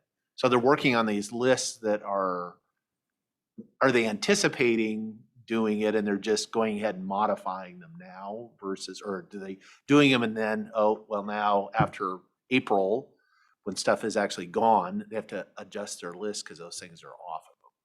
They will be adjusting their list, and it'll be something as simple as I've told a couple people they can just strike through, they can leave a comment.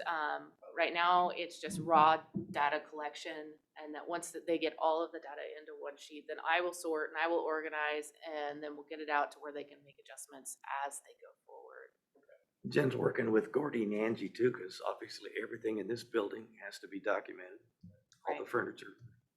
So, Right. Okay, so that's all I have about the budget meetup, and I've attached my notes there if you were further interested in that. I had my notes printed out, and as well as those sheets for staff to leave it or to take as they left. The last page that you have in your packet is related to 2022 budget general purpose dollars usage. I was asked to compile and analyze where our 2022 general purpose dollars were going. And those general purpose dollars meaning, excuse me, property tax, sales and use tax, landfill, and reserves.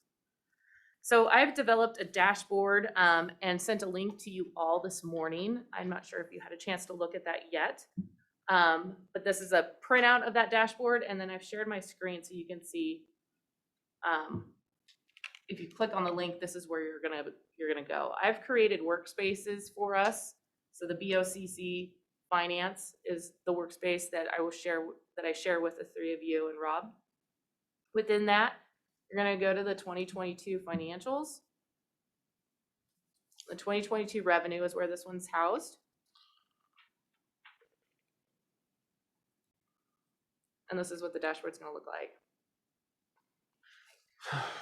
So it starts with the program areas and where the general purpose dollars go to for these program areas. Lee, can you move the Zoom screen down a little bit? Thank you. So the blue is the human services. Red's gonna be community development. you hover over these when you're in this link, it'll show you exactly how much goes to community development, being $2.5 million. The orange is general government at 6.7. Public safety, law, and justice is 9.5. This total is up to about $19 million, I believe. You click on this chart, it will take you into the report behind it. You can toggle and click the drop down, and then you can see the detail of every department and fund within there and how much is each department or fund is subsidized those dollars. Well, you took my ask and went way more, which I love. I'm That's what I do. blown away. Is this?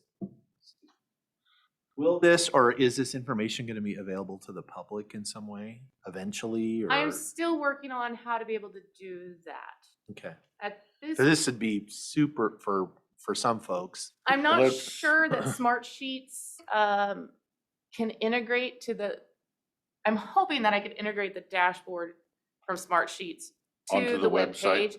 I'm not really sure. There is software out there that can do that. I saw what you did Let's start there. with it cost about $100,000. You think I'm crazy? I took notes. That way when you come back with 23, it sounds better, is that what you're saying? Hey, I listened to you guys. I took notes. I'm learning. No, I wanted this because I didn't want the grant dollars muddying up the waters. I wanted the public to be able to see where their actual dollars they're giving us, where it's spent. Without, cause you look at public health and it says 2.3 million and they think they're spending that. They're really spending $100,000 or something. So I wanted unmuddy, easy to read, and she just, once again, hit it out of the park. So to further go into that, those public health and senior services, those are all special revenue dollars. Those funds are 100s to the 400 funds. Those are subsidized with landfill and cumulative reserve transfers. That's this side right here. Right. So there's no tax dollars that are budgeted to go to those areas. And this side where the tax dollars are, the general fund is subsidized with the tax dollars and some landfill. So this section here is all general fund. So as you can see, the largest there is going to be the sheriff at 5 million subsidized. Buildings and grounds at almost 1.5. Budget and IT, which is the majority of IT, at 1.3. Now they do purchase all technical and software items for the entire county. And then the PA and the assessor, and it just kind of goes down from there. Right. I wanted to get a breakdown of what percentage of tax dollars is actually used for criminal justice. Each one of these charts I do have set up that if you click on them, you can again drill into what the raw data is. And they're all collapsible and expandable. And the crazy thing is I asked her for this last week and I told her, hey, no hurry, whenever you get time. And here she is like 4 days later.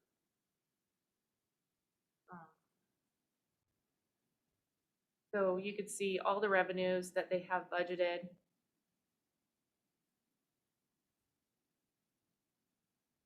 So the top line, which is blue, is going to have their budgeted revenues and their budgeted expense and then the revenue items that they have budgeted that they will receive. Road specifically has restricted funds, so they receive their own property tax, obviously, you know that. And gas tax, those are all restricted to their fund. So their budgeted difference is that 500,000 of the landfill dollars that we put in there.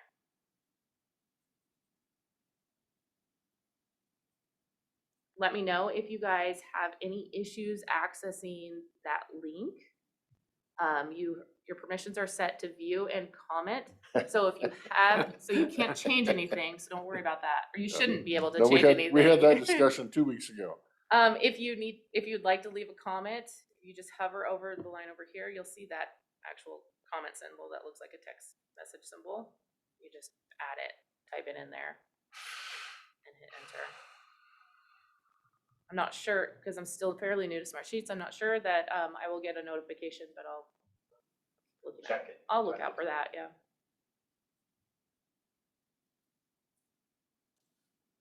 So that is in regards to that.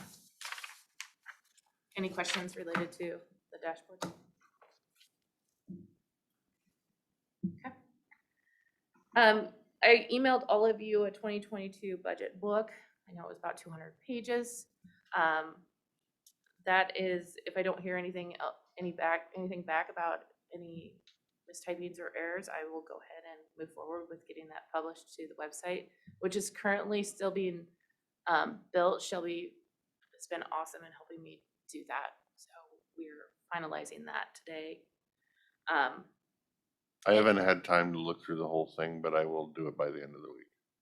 Mostly just the first 18 I figured pages. you're, mainly looking for The- typos and The spell 19 checking. through the 200s, those are all of the required resolutions and then the line item I didn't look detail. at Yeah, those. that'll put you to First sleep. 18. Yeah, as I say, the first 18 I've kind of Followed looked your at. instructions. Thank you. It's nice I that- appreciate that. It's nice to start having everything in one place instead of having to search.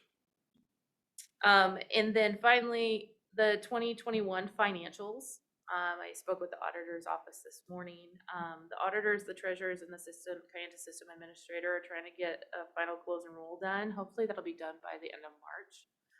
There are some big ticket items in there. I know specifically that the ARPA money, getting that moved over to the general fund, is still tied up into that process as far as the specific accounting to that. So in the meantime, I am working on compiling very kind of similar in Smart Sheets so that you guys can go back and access it at any point in time, the information. I'm working on trying to get the fund book developed in there, and some tentative numbers of where we're sitting on 2021. That is all I have. Comments? Nope, you get 2 thumbs up from me. You only got So- 1 from him, remember that. I said slugger before you walked up here, but you didn't have to knock it out of the park, Babe Ruth. That's my job. Yep, No, you did. that's You all always she have ever to. does is knock it out of the park. Thank you, Jen. Thanks, Jeff. The problem is you're setting yourself way up here on a pedestal now, so everything's gotta be way up there. So can I just go then? The bases are loaded. Yeah. We're clean up. Yeah.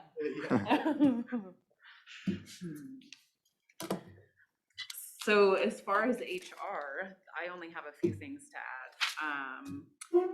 The Long-Term Care Trust Act, I just wanted to give you guys another update on that. The governor had decided that they are going to delay the program implementation until July of 2023. We had already taken some premiums from the employees. Those are in the process of getting refunded. They did give some updates on some of the programs as well. Previously, if you were 68 or born in 68 or older than that, then you wouldn't qualify for premiums, or you would have to pay the premiums and you wouldn't qualify for benefits from the program. Now they have kind of stated that you will get prorated benefits if you were born before 1968, so that is a plus. Another program improvement that they have stated is if you work in the state of Washington but do not live in the state of Washington, you would be able to be exempt from Opt them out. collecting the premiums, and you would be able to opt out from that. So hopefully they will work on some of those other issues that they were having as far as getting the services outside of the state as well. That brings up a question you might know the answer to. If they're allowing people outside the state to opt out, what happens if somebody moves here later in life? Do they just not qualify for this program because they didn't pay into it, or do you know that answer? I don't know that answer because they did say if you opted out of it originally, you were not, that it was a forever decision. So you would not be able to opt back in at a later date. But if you were to move, I don't know. That would maybe be part of the program improvements that they're working on until July 2023. Might be like a qualifying event. Yes. To let you. Yes. So just an update on that. Another thing, Code 54, as of February 28th, was gonna go away per the resolution. We still have employees that are using code 54. It is not, it's the emergency paid sick leave bank. And it only qualifies for employees now. Before it qualified if they had dependents that needed care, or if they weren't able to go to school, things like that. So now code 54 is only for the employee if they have to quarantine, or they are showing symptoms, or they have tested positive. As of today, we've had approximately 100 employees use code 54 since it was first implemented back in June of 2020. And so our question would be is if we want to continue the use of code 54 until the end of the fiscal year, or if we want to stick with the end date as of February 28th, 2022 per the resolution. And I think we'd recommend go through the end of the fiscal year, or have you consider that. The mask mandate's going away mostly, but COVID isn't necessarily going away. So we have employees still potentially who will get it and potentially need that. So rather than let it expire, maybe just let it go through the end of the fiscal year. Both look my direction first, that's fine. Question, if I may. How have we, because one of the things that we observed during 2020 were sick leave banks went up significantly because there was no sick leave because they all just charged everything against code 54, which is, I mean, that's a fiscal liability that's out there, it's still out there. And so I guess that'd be my question is what impact does that have, and what impact could it potentially have if we continue this through the rest of the fiscal year? Yeah, so code which is 50 the end of the year. Yeah, So code it's a pretty big 54 extension. It is, because it allows up to 80 hours of sick leave for the employee to use, and they wouldn't have to touch any of their sick leave. Right. And so if you think that. For a specific reason, for COVID only. So if we have, 250 employees, there is that possibility that there's another 150 employees that would qualify for 80 hours of the. Is there a way that we can transition this program in the existing hours and or banks that people still have in their COVID sick leave to make it that they need to use their personal sick leave before they get the COVID sick leave? That way, if for some reason they don't have any personal sick leave, they would still have the COVID option available as a backup. We wouldn't be front loading the system, we'd be back loading the system. My only concern would be of the employees that weren't made to do that previously. But anything's possible. And the code 54, the emergency paid sick leave, is a one-time deal. You get the 80 hours. If you use 42 hours, then you get that remaining balance through the end of the year. You don't get another 80 hours in addition to the 80 hours that you've already used. So those 100 employees that have already used it, they won't get to benefit from that again. Right, they will just use their regular sick They will leave. just be required to use their sick leave, yes. So in the lack of any direction or action, it's already expired. So one thing we would need to know today, if possible, is there was an employee who went out on COVID leave right before, like a couple days before it expired. And we think they should be able to use up to that 80 hours just because the deadline came after they were out on leave. It doesn't seem fair that they would be arbitrarily stopped at 2 or 3 days versus the full 80, but there's only one that I'm aware of that's in that situation. The other That one option would- I'm totally fine with. They started beforehand, you're grandfathered in, you've made it through it. I'm glad you survived. That's my opinion of that one too. Thank you. As to continuing on,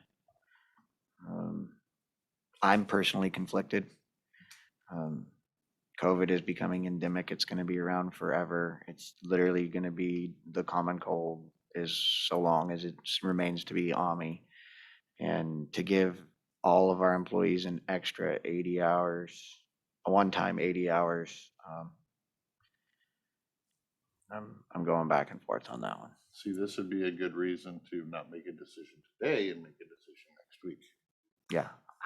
The other idea too is if 80 hours was too much because of the quarantine times and how CDC has changed that.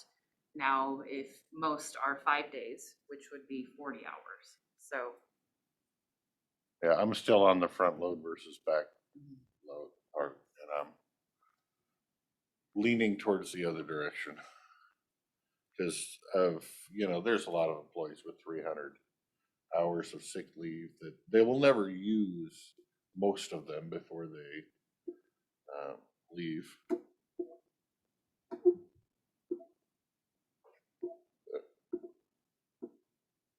Yes, I would rather chew on this until next week, but I'm open to ideas and discussions to help me chew on it until next week.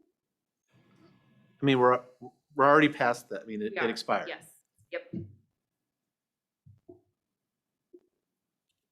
So I guess I don't see necessarily the harm. Yeah, can you give us a little, let me. Maybe we could add it to the workshop on the 17th if you wanted to, as opposed to a Tuesday meeting. Because it is, Sure. I mean, I would say for me, I'm not, like, anybody that ran out or wouldn't, I would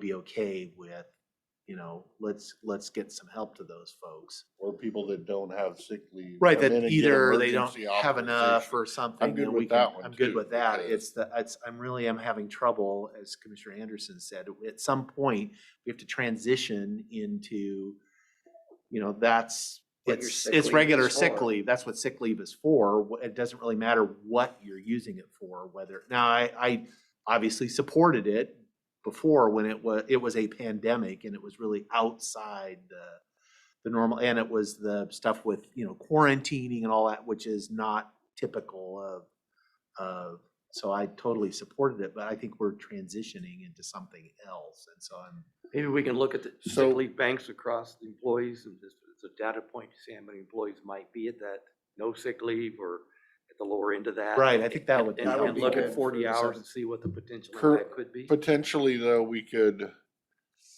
disband this program after this last person that's grandfathered, and set up a different type of an event, a situation that kind of used this bank a little bit in our reserve over here. That, like I said, if they do have a COVID and they don't have sick leave, you come forward asking for an emergency declaration to use this over here. And because I don't want to screw people that don't have any sick leave, but I don't think that's the common case. One of the things I think we also have to be mindful is, that it's attached to this emergency one-time issue, so that it doesn't become a past practice, doesn't become an ongoing issue with the represented employees, that it does transition out and away, looking Right, at well, these things. our state of emergency ended last summer, so. So we'll get some more data and bring it. It would be good to know what, pick a point in time, whether the end of 2020, the end of 2021, and what the accumulated sick leave hours for all the employees are, to see, did our sick leave hours go way up? When you're looking at those, and that would be an interesting way to think about it. Yeah, I would be curious. I mean, I hate, sick leave banks went up during a pandemic. yeah, because I would be curious, and again, I don't want to put a bunch of time on your, but I would be curious essentially how many employees we have that say have less than 40 hours of sick leave bank.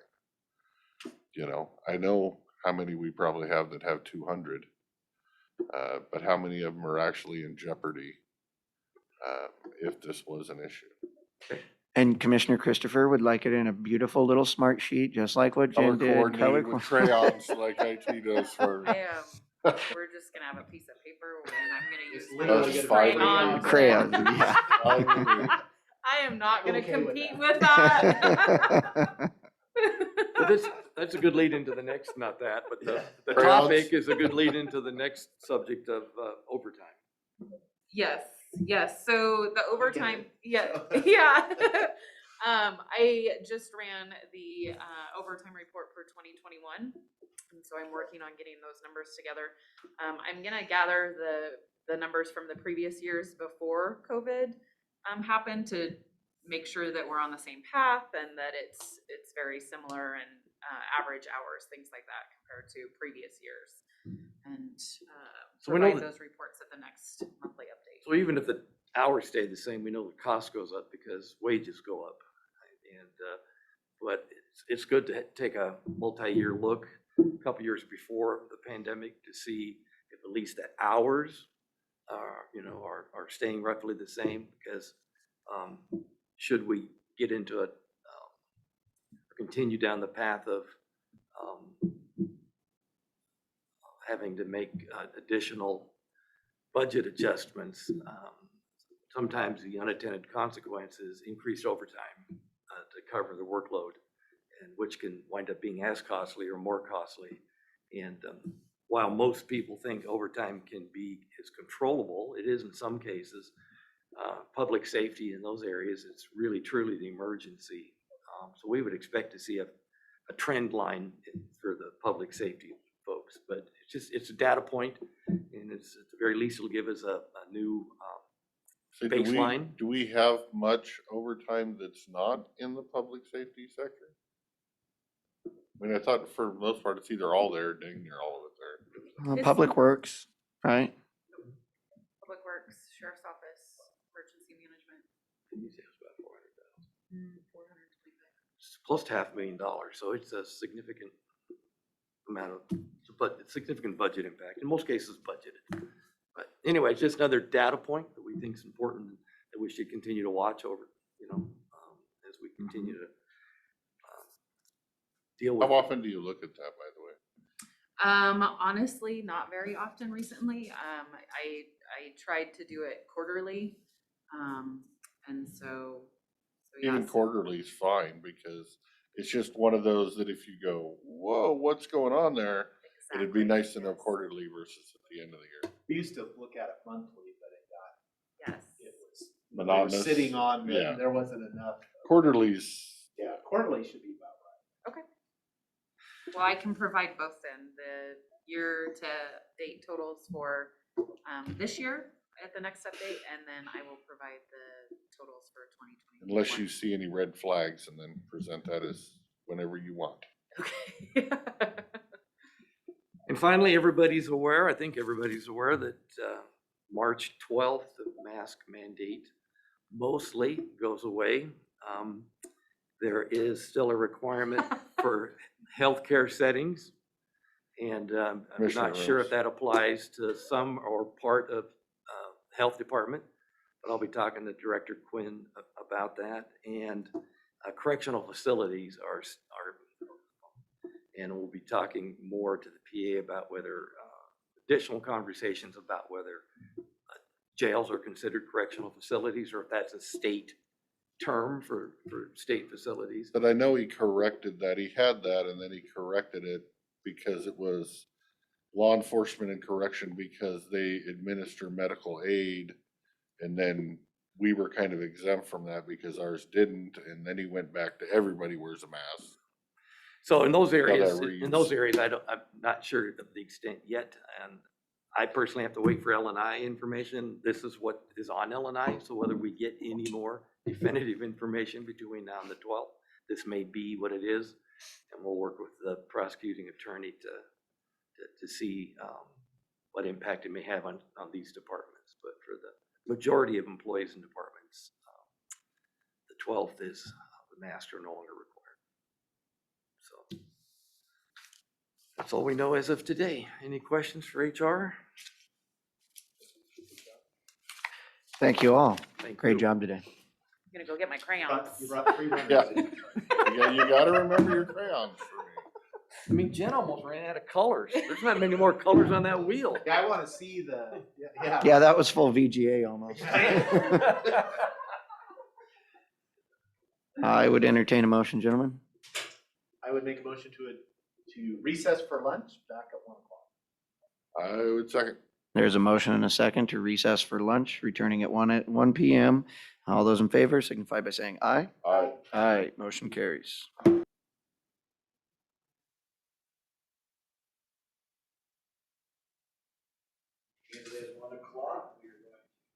Being as it is 1 o'clock, we are going to call to order the regular business meeting for the Klickitat County Board of County Commissioners. Let the record show all three commissioners are present, and we will begin with our Pledge of Allegiance. I pledge allegiance to the flag of the United States of America and to the republic for which it stands, one nation, under God, indivisible, with liberty and justice for all. Mr. Chairman, I'd make a motion to, Mr. Chairman, I would make a motion to approve the business agenda as presented. I would second the motion. There is a motion and a second to approve the business agenda. All those in favor signify by saying aye. Aye. Aye, motion carries. Mr. Chairman, I make a motion to approve the commissioner meeting minutes from February 22nd, 2022 as presented. Second. There's a motion and a second to approve the commissioner meeting minutes from February 22nd. All those in favor signify by saying aye. Aye. Aye, motion carries. We will now move into citizen comment. And you will be given 3 minutes per individual, and I'm going to pull out this. We will begin in the room, as is always our new custom. Please give us your name and where you live. Not Those- that we don't know. Are those mics green down there, by the way? Perfect, thank you.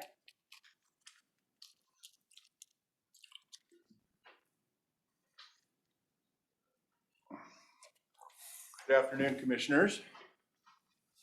Thank you for taking time to listen to my comment.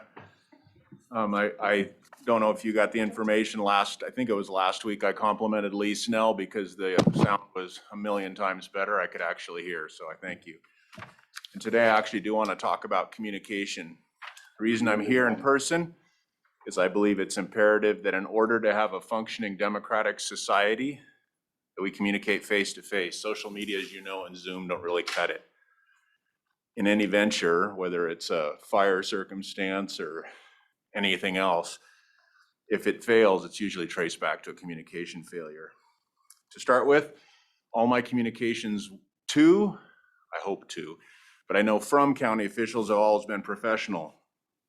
But in other cases, I know that's not true. I want to address an uncomfortable but real concern regarding county communication. As you know, one member of this commission has used electronic and other means to communicate inappropriately with constituents and members of the community. Those behaviors include name calling and using visual media to transmit inappropriate gestures, among others. It's time for the county commission, for this commission, to address the issue formally.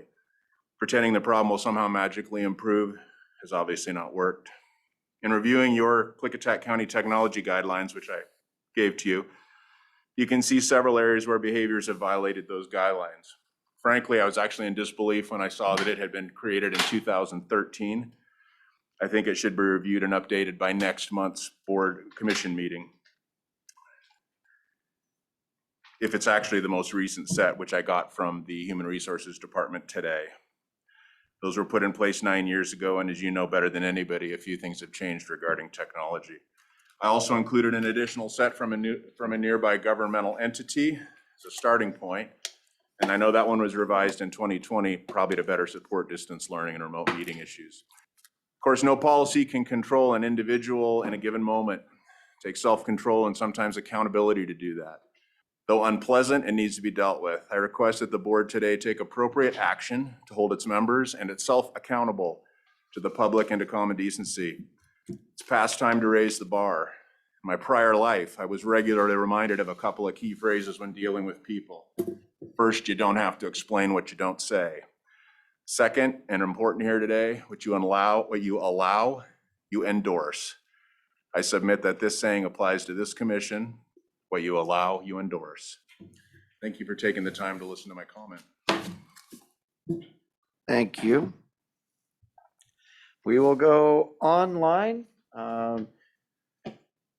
*6, turn on your video, raise your hand, get our attention somehow if you would like to provide public testimony or comment.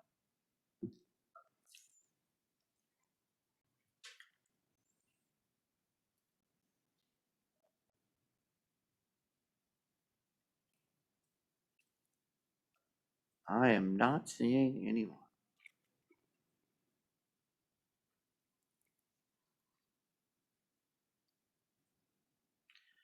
Okay, we'll go back to the room. If is somebody who'd like to provide public comment. Old people can't walk around. Anyway, Ron Kinsella, Goldendale. All right, couple of things going up front. The 3-minute rule that you have on testimony, is that established by guidelines for the count or the commissioners to work on? Exactly how did that come by? Too many people and too much time used, or what? So how we do it is we will respond at 1:25. That way you can give public comment. This Okay. is not usually a back and Oh, forth. okay, So so if you ask your questions, we will answer them at 1:25. Okay, so I can talk now? Yep. Do what I want to do. Okay, background now. I worry when I've been elected for a mayor in the city and did different jobs in different capacity. But one of the problems that I always stressed and I always felt, if we haven't got cooperation between the citizens and the people that runs whatever commission or a mayor or whatever, and we don't have good communication, you don't get lots of things done. I know what, I've been here long enough. In fact, when I first moved here 26 years ago, we were having similar problems in the county, or not different problems, but we was having county commissioner problems dealing with some of the people. So we started a thing called Concerned Citizens for Responsible Government, a political action committee. And we became very active. We had lots of people show up. We had lots of participation. Sometimes because of the numbers of people, they would have to limit our time.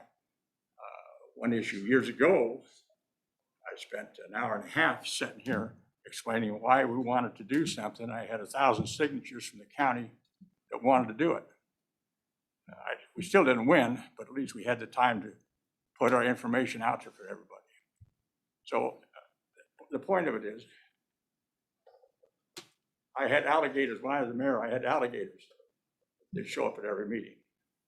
You have alligators here that show up at every meeting. And at the end of the day, when they would write articles in the newspaper about how things are going, and at the end of the day, almost verbatim, the one alligator was always on my case. He said, at least Ron, we don't agree with him sometimes, but he gives the opportunity to present our case and to talk about it in a civil manner. And that's the way we want it to work. My experience now, and that was in the past with the commissioners, we had the Concerned Citizens for Responsible Government. Sometimes we would have 10 or 15 people. Sometimes we would have 30 or 40, depending on the issue and what we're going to talk about. Sometimes we'd have 3 of us, lots of times just 3 of us. But we were always able to present our story better. Once in a while they'd have to cut you off because there were so many people. But we never had to say, you're only going to get 3 minutes or 5 minutes or whatever. So we didn't resent the fact that we didn't win a lot, but what we did is we were able to present our case. But lots of people in the community would come to other meetings we would have. The PUD, we would fill up the back room for a meeting. There was a big issue on the table, and we would fill it up. We had Canada nights. We had people come from the Tri-Cities to our Canada nights in those days. We Ron. filled up the gymnasium at one of the schools. Ron, the reason that we limit it from whatever it was, 6 minutes to 3 minutes Yeah. is because in 25 minutes, you only hear from 4 citizens. Yeah. 3 minutes is known all around the state, and it's part of Robert's Rules of Order usually for public comment. And so we actually limited it for that reason. You were interrupted lots of times. It would go that long. with the, you Oh, use yeah, people would use the whole 6 minutes. But again, so this is the time for public comment, to Yeah. comment Yeah. to the commissioners is one. Yeah. Though what we have always said is though that we are more than welcome to accept a phone call, to meet with you over coffee, to like for your longer term, to talk about issues. I think all three of us have always said that we're happy to meet with you. Well, it's important, from my perspective, and I don't come to all of them anymore, but I listen a lot. And it's bothersome to me that we've got two different places in this city, in this county, that can't have much of a conversation with the elected officials. The school board is the same thing. And I know what their problems are too, what they're worrying about, what they don't want to talk about, that kind of stuff. But you're never going to get anything settled and any continuity in your community when everybody's picking totally at each other all the time. That's the name of the game. Elected officials are the people employing, right? Basically. And I think it's just my idea, but I would like to present that case to you, just my case to you, just the way I'm talking to you now. Thank you very much, I Ron. appreciate the fact that it's a tough job that you have, but I also appreciate the fact there's 19,000 citizens or whatever we got. Anyway, you give me over time, right? You're well beyond, and the reason I did is for your service as the mayor of the city, and we always usually give deference to those who have served. So thank you very much. My one question is, did we buy a bond for this building or did we take a loan for this building? Okay, we will answer that at 125. I'm sure Okay. Commissioner Sauter's writing that down. Thank you, Ron. We're right, just thank trying you to very keep it much. fair and equal for Okay. everyone. Okay. All right, we are going to go back online. If you would like to provide public comment, *6 if you're on your phone, raise your hand, turn your video on, and get our attention somehow. 7211, please give us your name. Greg Wagner with Seek. I recently submitted a simple, polite public request to Mr. Christopher, and I got a very toxic and hateful reply from him. This would have been an employee of the county. How would that person been disciplined? Do you, Mr. Chairman, condone his behavior? This is not the behavior of a professional, ethical, civil commissioner. It is beyond what is expected. A simple answer was all that was needed. This man should be disciplined, and that's up to you. You should set an example as the leader of the commissioners and do something about it. This man, Mr. Christopher, wants everybody to speak civil to him, but this is how he talks to the citizens. Not only me, when he extended his finger to Lynn Mason, a lady who was just asking him a question then. And then the following week, he got all belligerent with her, and Mr. Sauter had to gavel him down. It's just a pattern of his behavior. He represents the county, and this is not a good representation. Citizens are civil. He isn't. Thank you. Thank you, Mr. Wagner. We will go back in the room. Does anybody else have public comment that you would like to give? Okay, we are going to go back online again. *6. Raise your hand, turn your video on. Tracy. Hello, commissioners. My name is Tracy McCune from Lyle, and I just had a couple questions for you. So I talked to a couple departments in Goldendale this week, and at two different times they were expressing some concern about long distance calling, saying that maybe I should take the 1-800 numbers down.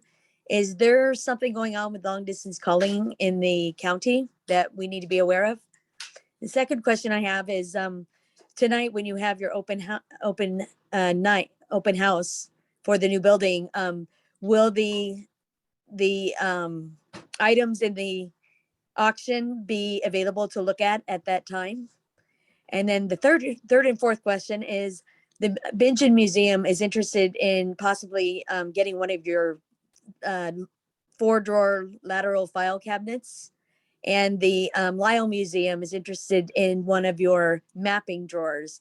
If those items can be available for a local nonprofit, then just let us know how to get those.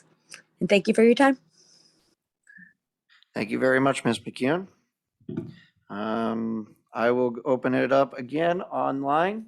*6, unmute yourself. Turn on your video.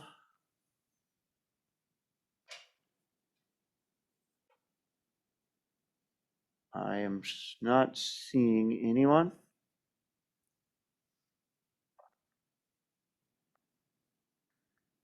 I will open it again to anyone who has not spoke in the room. Would you like to provide public comment? Okay. Well, anyone in either who would like to provide public comment in the next 8 minutes is welcome to do so. Just get our attention.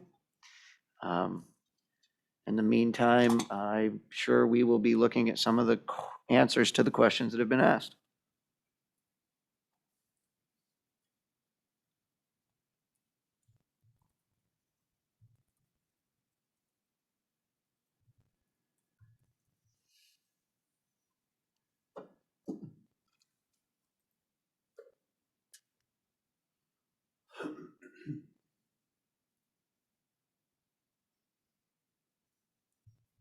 I make a comment?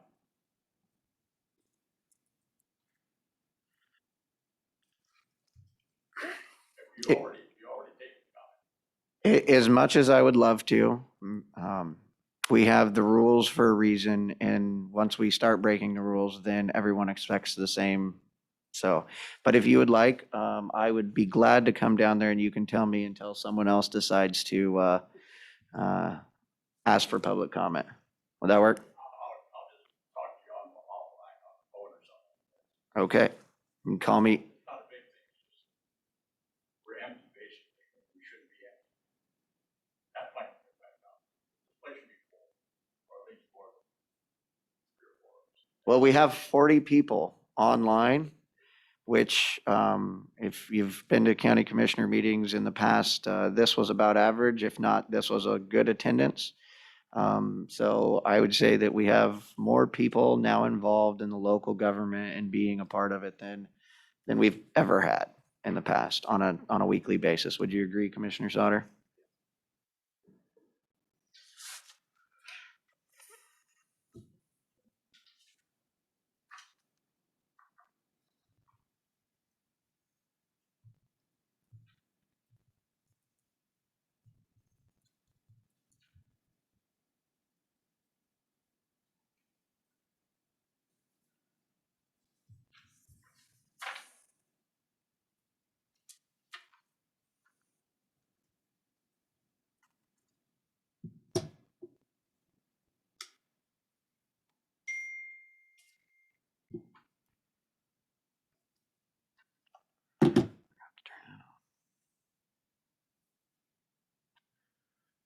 Mr. King, I see your hand raised. Yes, I was just going to ask, I was told that you had some questions for me from this morning's session. Wondering if you'd like me to be available during your board pending time today, or, well, you've got a minute here. Thought I'd ask the question. Would you gentlemen like to talk about it at board pending? You guys. Commissioner Sauter? Remind me what it was. Financing the sound panel. The sound panels. Yeah, why don't you, as long as you're available for board pending, that would be great. Okay. All right. I will be here. Thank you. Thank you.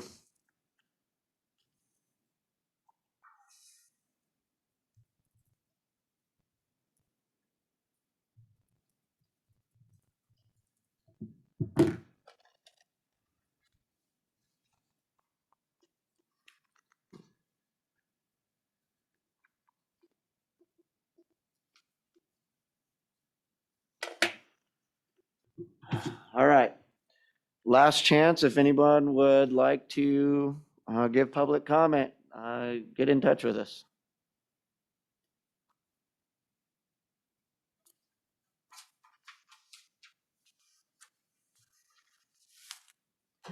All right. Seeing as that we have a little bit extra time, Commissioner Christopher, would you like to respond to any of the commenters? I will no longer be responding to cease in any fashion.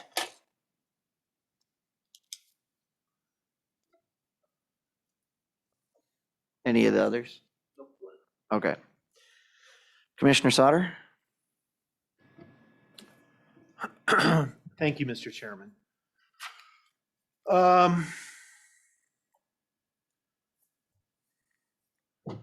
I guess I would say the first thing I'm looking forward to is after Friday, we will be able to take our masks off. Not that I have not been I follow the rules. I'm a rule follower, but I will say from a communication standpoint, it has been, it's difficult.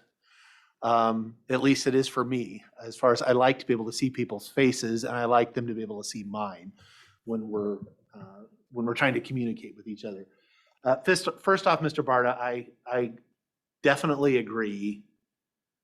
Communication is almost always at the heart of any failure, as far as that there is a lack of communication, there is a perception of,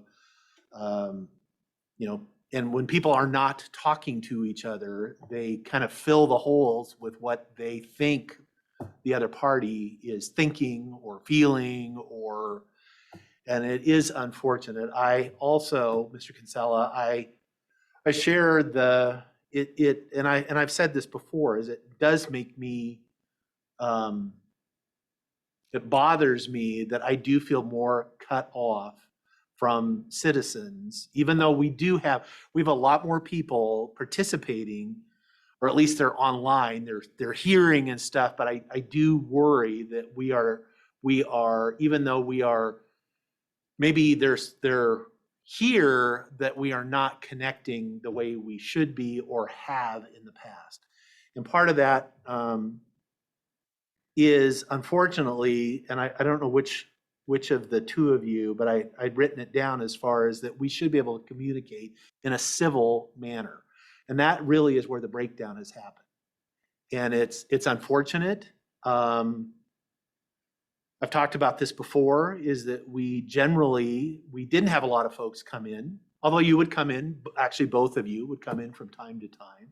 And it was more of a conversation, and we were able to do that. And for whatever reason, there has been a breakdown in our ability to be able to do that anymore, where people, and this is a problem, at least in my estimation, across the whole spectrum, that it's hard for us to have a civil conversation with each other, particularly when we don't agree about something. And as to the length of time, there was the 7-minute rule, which is what it was before. It was when I came, was actually in place before, and what I understood was that came out of, but prior to that, there was no time limit. It was just whoever came in, you were having a conversation, but they did have to start limiting it because there was too many people. And then that's what we found too, where we had so many people wanting to talk to the board that we would only hear from 3 or 4 of them. And we had 10 or 12 people. And so we extended the amount of time that we were doing for citizen comment, and we did that. And 3 minutes is a pretty standard across the state. We were very generous with our time. I don't think public comment is really, that's not the answer, is because that is kind of a formal process, and it's really frustrating to me that I want to just go sit down and have a conversation with you and we can work stuff out. And that's not when that needs to be happening. It needs to be, we can't do it in 3 minutes or 7 minutes or whatever it is. We need to be talking to each other. And so I guess I share both of your frustration with that communication has broken down, because it has. And I don't want to point fingers, because I think we're all responsible for that. As to the earlier question, or I guess ask, as far as, as far as the technology guide, this is from 2013. I have this idea that we have a more updated, it's not this, but we do have something as far as how you use technology that I think we have a more updated just somewhere else. But the core principle of it is, yeah, that you don't misuse technology. You don't use it for things that you shouldn't. As to how the crunchy thing that we don't want to talk about is, what does this board do? The other board members don't work for me. They don't work for the chair. They are separately elected folks. And basically the only discipline that is available to any elected official is as is laid out in the RCWs for discipline. And I'm not really going to get into people's behavior other than I think we should always be respectful in our communications, whether I'm an elected official or not. That's how my mama taught me, and I think it's a good way to live. As to your question on bonding versus loan, I don't know the exact term. We actually went in we're part of the state pool. That was the most advantageous. So we didn't go out for a bond. We actually, I think it was called the local program. So we were able to go the state pools. We got to use the state's bonding capacity and their rate. And so we got a really better than we could have got on our own. And it saved us some money because we didn't have to go get our own bond counsel. And so we basically used the state's, they have a program where the state packages all the asks together, puts it out under their thing as a bond, and then we get the proceeds from it. It's divvied out. So we were with several other projects. And so, but I do believe this was the largest one that the state had done for an individual for this building. So it's kind of yes and no to both of your questions as far as it's kind of a bond, kind of a loan, but it's a 20-year term. But it was a better interest rate than we could get doing it ourselves. So it's very low. And I've used 7 of the 10 minutes. So sorry, Mr. Chairman. That's all right. We're going to put a limit on you as well. Yes, I used more than my 3 minutes. So. Okay, I'll try to respond. The town hall tonight for the new building, the auction items will not be available as far as I know. We have most of our staff that's going to be here managing that, not over at the other building, opening that up. The museum, the 4-drawer cabinets and all the cabinets, those will be in the auction. You'll be welcome to bid on them. And I would hope with how many there are, they should go extremely affordable. Nonprofit. As for, I didn't understand your question, Tracy, about the long distance calling. I know the county itself, we are updating our long distance, how the phones operate, so that we will be able to save thousands of dollars a year by having no long distance fees. And that is a process that we've been going through, and then it took a little longer than expected. And finally, I do have a gavel and I can use it, and I have used it in my 20 years of volunteering and being involved in public service. And I have used it both on people that are speaking to me, as well as people that have been sitting on boards.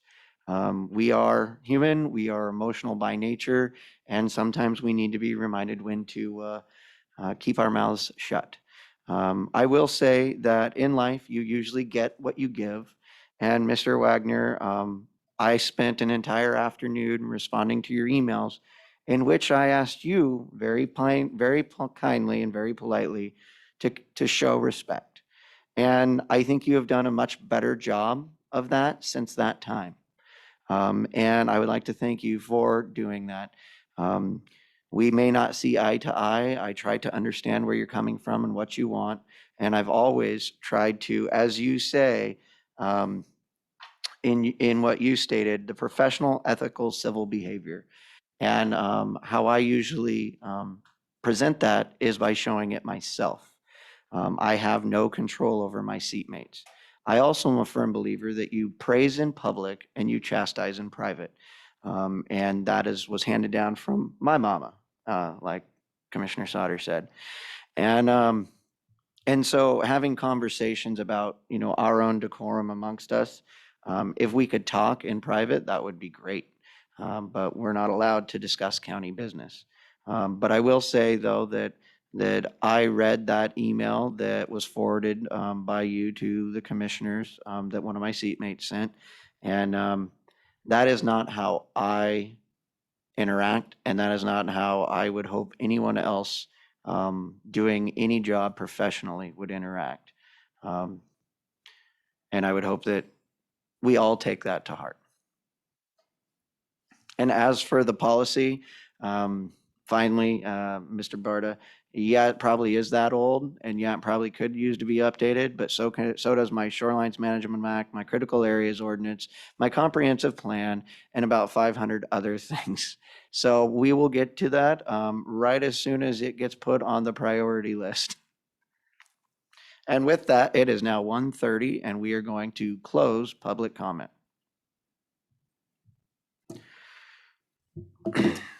All right, next up, we have a public hearing to accept public comment on a proposal to declare certain county-owned miscellaneous property as surplus and to set a date for the sale and disposal of the surplus property at an online public bid auction by the Klickitat County Treasurer. Staff report, do we have? I saw them out there. Is that?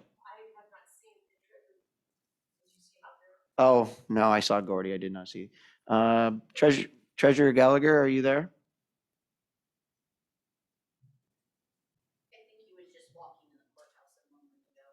Okay, we will give him a second. Well,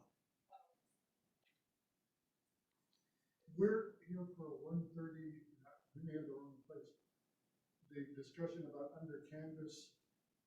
Over at the courthouse. Superior Court. Superior. Upstairs in the courthouse. So I have permission to leave.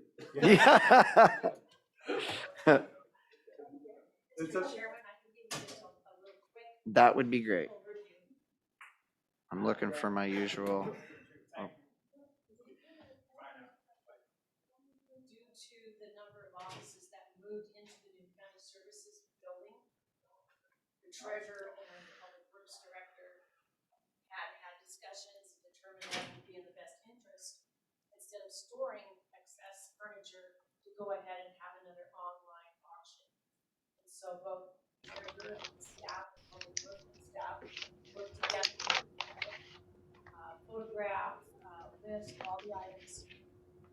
And they have, it's mostly the treasurer and his staff that have gotten the online auction, perfecting it and making it easier to use, more efficient. That's where we are here today, the board's public hearing to take comment about the matter. Thank you. Would you mind muting Lynn? I think she's inadvertently unmiked. I can hear her shuffling papers. Okay, we are going to open the public hearing to public comment for or against the proposal. If anybody would like to provide public testimony, please unmute because it doesn't look like there's anyone in the room. *6. I am not seeing anyone. I will ask Tracy. Yes, hello, commissioners again. So just one comment. Will these items be individually sold, or will they be put as, you know, all of them together?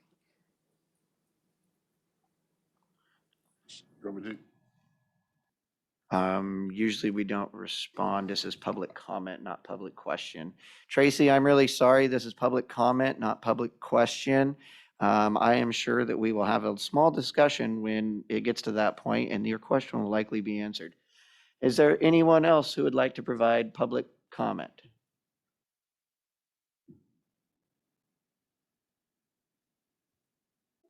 I am not seeing anyone. Mr. Chairman, your treasurer may have come on board.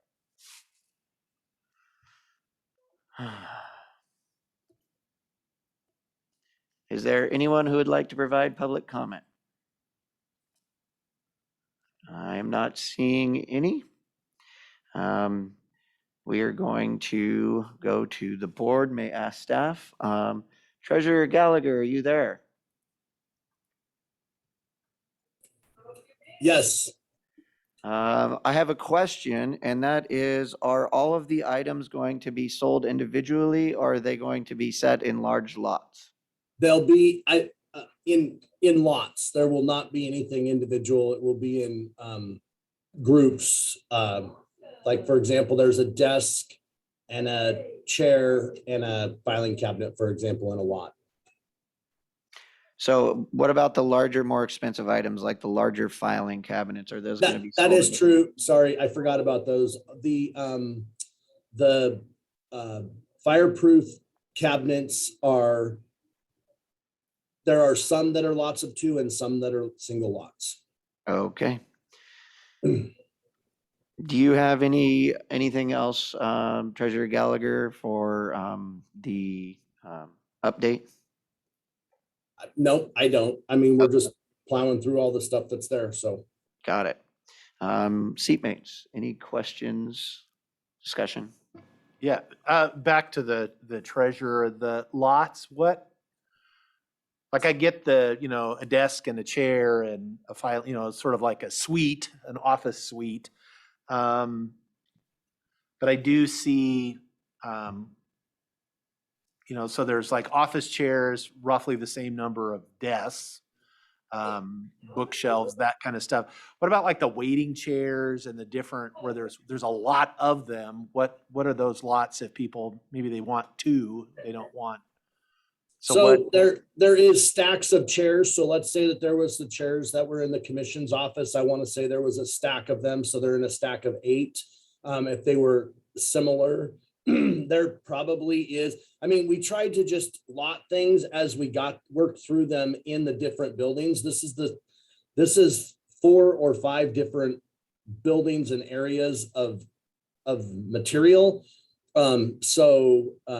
We tried to do, the easiest that we could, not the easiest, but the best where we could put things together. It's okay. You can say easiest. Well, I mean, we did try to, because there's some of the things that were, let's say, across the street in the old Annex 5, and then you finally got to the WSU building at the fairgrounds later, but we didn't have the luxury of putting it all together and saying, okay, we're going to put all these things together. We took it as we could. And so basically when we went through Annex 4, we said, okay, these things all go together. So we put them into a lot. We have some lots with a table and 4 chairs, for example, because it seemed to be all there together at the same time and we put it together. So, so that's, we just tried to do our best to put the surplus items together, and putting them individually would be a lot of work on staff also. Okay, I will ask one more time. Is there anyone else who would like to provide public comment?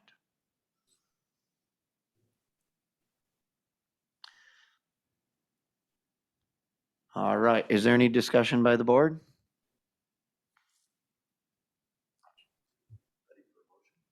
I would entertain a motion then. Mr. Chair, I would make a motion to approve the resolution declaring the listed items as surplus for disposal by the county treasurer at an online public bid auction. The online auction will start on March 24th, 2022 and end on March 30th, 2022. My motion is to approve. I would second the motion. There's a motion and a second. Since we've already jumped through discussion, all those in favor signify by saying aye. Aye. Aye. Thank Motion you. carries. Thank you, Treasurer Gallagher. All right. 1:40, good timing. All right, miscellaneous reports. The White Salmon Valley Metropolitan Park District is requesting consideration by the board for a waiver of the conditional use permit application fee and the environmental review SEPA fee for their proposed aquatics facility to be located in White Salmon. Do we have a staff report? All I can tell you is that the school district submitted a request for a waiver of the conditional use permit and then the secret review. And that's what's before you now. There were some concerns raised about the board's authority. What authority do you have to waive fees? And I have had discussions with the planning department. I don't know, Gloria, do you have any kind of an update or review about the history of this application process? The one, oh, yes.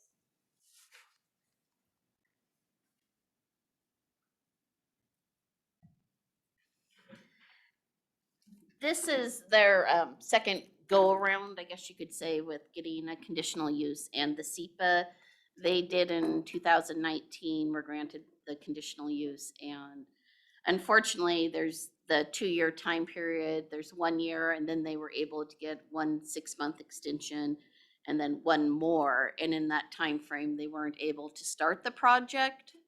So that is why they're doing this again. And one thing that was commented back in 2019 at our Board of Adjustment meeting, one of the board members asked if the county waived their fees at that point, and no, they had not. So I had mentioned that to the pool district, and that is, they came forward this time with that request. Mr. Chairman, I would like to add that if the fees are waived, it will impact the planning department's budget. They'll have to pay for all advertising out of their own budget. Usually this is done by the applicant. And, Go ahead. and then I know we're looking at large projects and going over $1 million. So potentially they will be involved with a reimbursement agreement, as well as many other projects that we're having the forthcoming future. Discussion?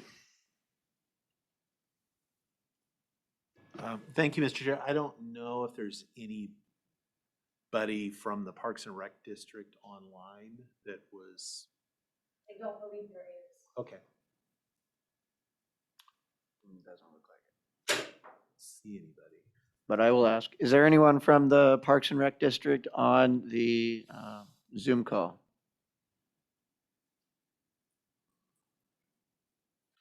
Does not appear so.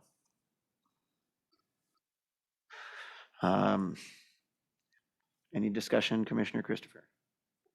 I guess all I would say is, while I feel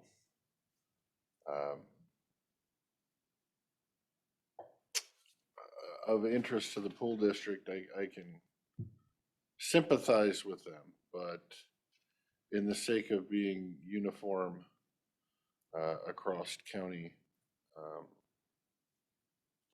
and we have this issue with other developments, I have to stick to what's fair is fair.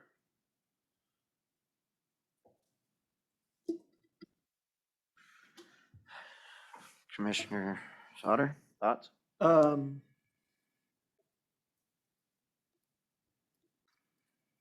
Yeah, I think I'm going to be a no as far as on the fee waiver request. I think again, they are a taxing district. They do have, they do get resources. I think, it's not like we, the county, are making money off of this. These are basically, these fees are just to cover the costs of publishing and whatnot. I'm generally more, I'm sympathetic, but I do think that I think the district has the ability to pay. We also granted a not insignificant grant to the district when they were first starting out, because they were a year away from getting any tax revenue. And so we kind of front loaded the district. And as I said, I'm sympathetic, but I think for consistency, I do think there is a difference between where we have granted building permit waivers in the past for volunteer fire departments. That's a little different in my mind than this district. And it's not a huge amount of money, but I just think to be consistent, I'm gonna have to say no.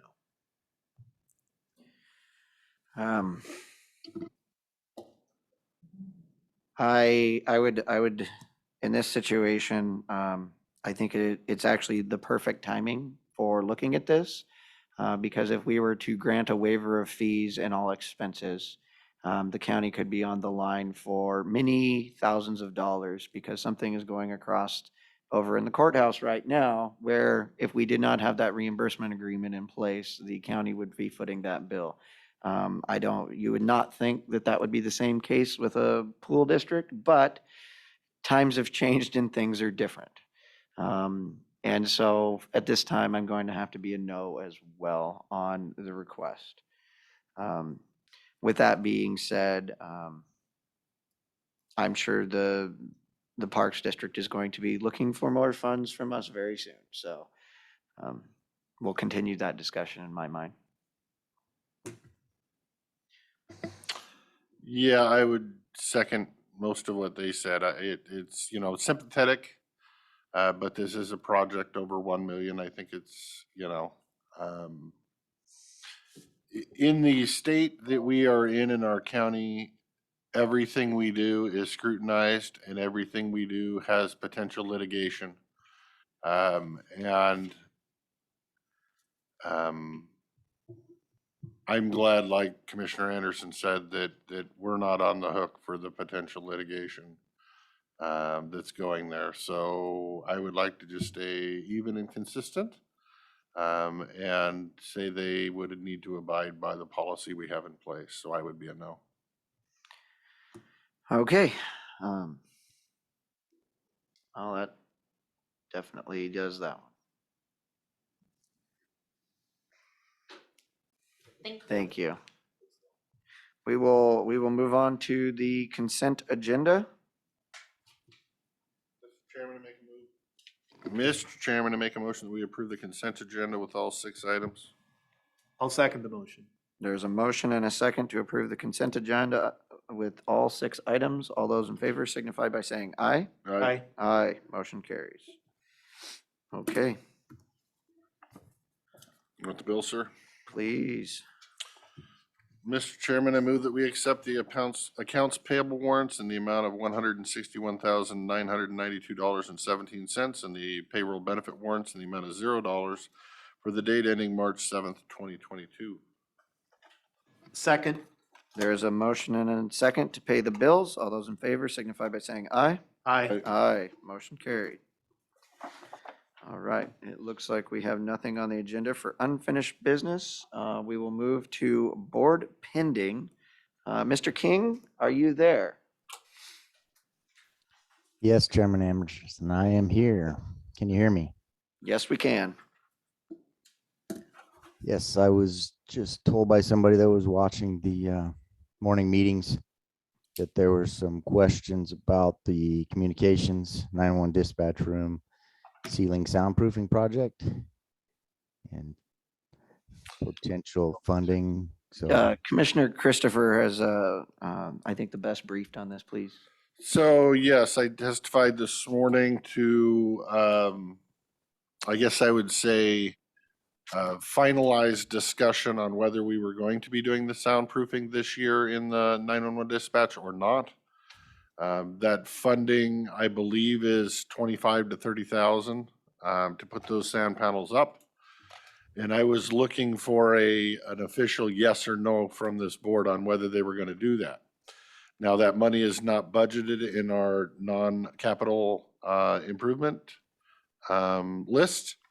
So if they were going to be doing it this year out of budget, I advised them that you would have some funding in your fund because of grants that you didn't know you were going to get and you now have. So you might have some excess there. So that's what I informed them, and they wanted potentially to ask you questions on that, sir. okay, point of clarification, it's not grant funding. It was REIT that was received last year above the budgeted amount for 2021. It's in fund balance in Fund 135. Thank you, sir.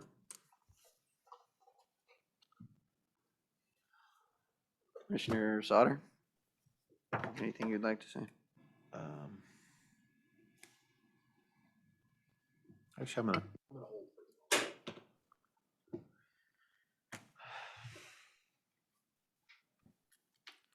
So I just want to clarify. So Jeff, we received more REAP money last year than anticipated, and that money has now been transferred to Fund 135. And what you're asking for is to use the REAP money that is eligible from last year above and beyond that you would like to do the soundproofing project.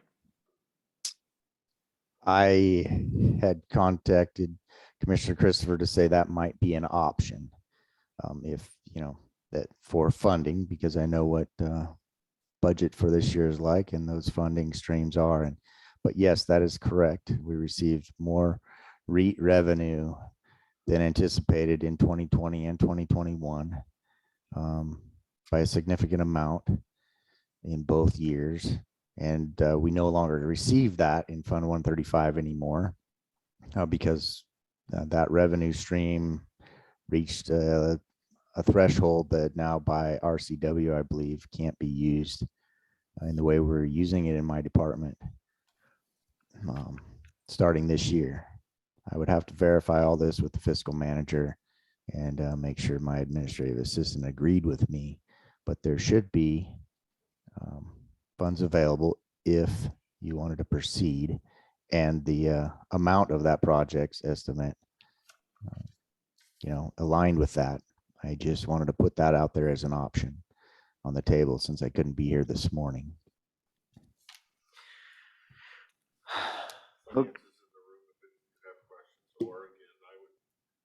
I would go back to what I said this morning, that anything presented today, we probably shouldn't act on. We should probably take a week to think about if it is not an emergency situation so that we can make educated, accurate decisions.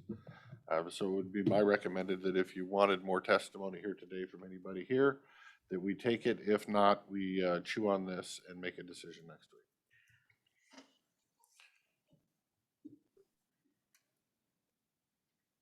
A couple of things, that the REIT that was going to Fund 135 is that second half, consider that second half. So when we enacted that sales tax, that second half is going to go away.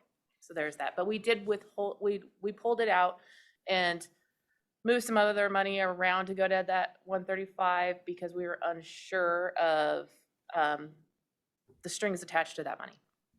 The other part of it is if we make any changes to the CIP that's already been adopted, we need to go through a supplemental process. It is all part of the same process, not just the supplemental, but changes to the CIP have to go through a public hearing process as well. Well, I think what you guys need is direction from the board. I'm not saying we're gonna do it, but do we want to look into it? And what's your feeling, Commissioner Sauter? Yeah, I would say, as I said this morning, I was tentatively supportive before when this issue was raised, when we had to, we're trying to balance the budget. We had to take some things out of the capital improvement, and this was something that got pushed off a year. I was hopeful that once the dust settled on the 21 and we kind of knew that, it's really a relatively small amount of money. I mean, it's not, I mean, it adds up. And when you're trying to balance budgets, it's not budget dust.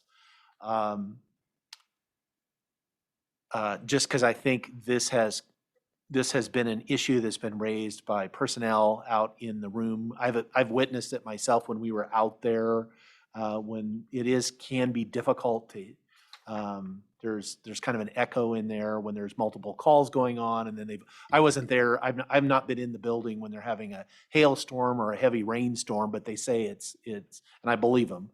And so I think this is something we need to get done. It's on for 23. I guess, so my question would be, when the additional REIT that we got, which was substantial just because the last couple of years have been kind of an outlier, they've been over and above. Did we already, I don't want to spend the same money more than once. That would be a question that I would have for the fiscal manager as far as we look at, as far as this fund balance and this, did we already anticipate that when we were calculating or not? And I'm not looking for an answer now. I don't think we did. And so if that is true, if we can confirm that, I would be fine with us, putting that on the list to go ahead and do it now, as far as, of course, go through the process. We got to update the CIP and go through the supplemental process. But if we can afford to do it now, rather than wait until 2023, I think I would be in favor of it. But I don't want to make a final decision, because I agree with Commissioner Christopher. I'm always saying we need to, let's stop and think about things. We know you're looking for some policy direction, but let's take a week and think this through. I have not gotten to 135 on my analysis yet. So, but I did make a note this morning that that would be my next priority. Okay, thank you. Thank you, Mr. Chair. Commissioner Christopher, any thoughts? No, I have nothing further to add. Like I said, that's why I want to wait a week and get, staff input, get finance input. They will come back and give us guidance and the answers to our questions that then we can make a sound decision. And of course, I would follow the same suit. Look into it, get back to us, and we'd love your recommendation as well. I can work with Jeff. All right. Thank you both. Thank you, Jeff. Thank you, commissioners. Thank you, Jen. All right. Board pending. Commissioner Sauter today. You have anything? Nothing that can't wait. You're good at saying that. I know. There's only so many more I times know. you can That's say the that. that's the waiting part I'm talking about. Commissioner Christopher, anything for board pending? Not much. I already gave you the legislative stuff I sat through City Hall yesterday. City Council was quite long with multiple presentations. They did a REDS presentation. Jonathan with the hospital did, and then I kind of followed up on that, and then we went through, they asked questions about Annex 1, and got the whole layout of what all the buildings are going to do in the demolition process of all. Did not get pushback at all. There was a comment to potentially save the bricks, which we've heard that one before. So I told them we would be looking at that, and I can't speak for the board, but going that direction hopefully. And that was kind of where that was. The city did go into executive session and worked out a land funding agreement with Republic Services to give Republic Services some land now that it's public. In the Goldendale Industrial Complex, I probably should have turned on my mic the whole time. In the Goldendale Industrial Project, so they approved that land lease there, so Republic can start building a truck repair facility there on 2 different lots, actually. And that was kind of the city council update. Okay. You have any questions? No, I don't have a question, but I would do one board pending. But I was remiss. I've been working on, as this board charged me with, the Dallasport wastewater plant, its final disposition. We are getting ready to set a meeting. I've asked PUD I've had some preliminary discussions with Jim Smith as far as kind of set expectations as far as what we're, I think, looking for. They are getting their numbers together. My efforts are being also supported by staff with Gordy and Jeff, and I have been reviewing all that stuff. And then we're planning on sometime at the end of this month or the first part of April that I'll have the preliminary meeting, and they're going to make their pitch, and then I will report back to the board.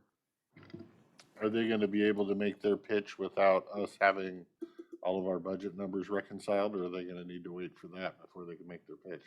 I believe their budget numbers are reconciled now. So we actually, that was one of the holdups because Okay, they were, wasn't that long ago. It's been fairly recent. Second side question for you that you might know. I had a question last night and Gordy didn't know the answer. Did the Dallasport Wastewater Treatment Center receive any landfill gas funding when it was being done? Or do you remember? I don't can recall, look I don't back. believe so. I don't believe so. Thank you. Okay.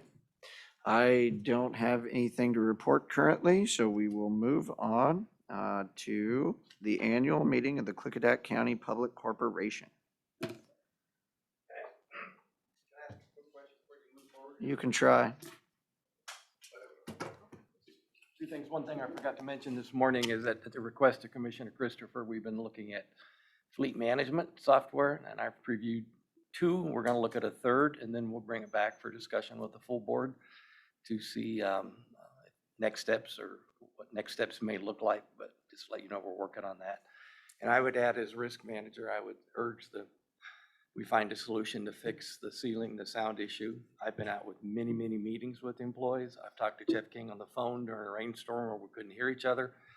I've had many meetings with the union about it. So I hope we can find a way to get that project done. So I would recommend we do it. Thank you.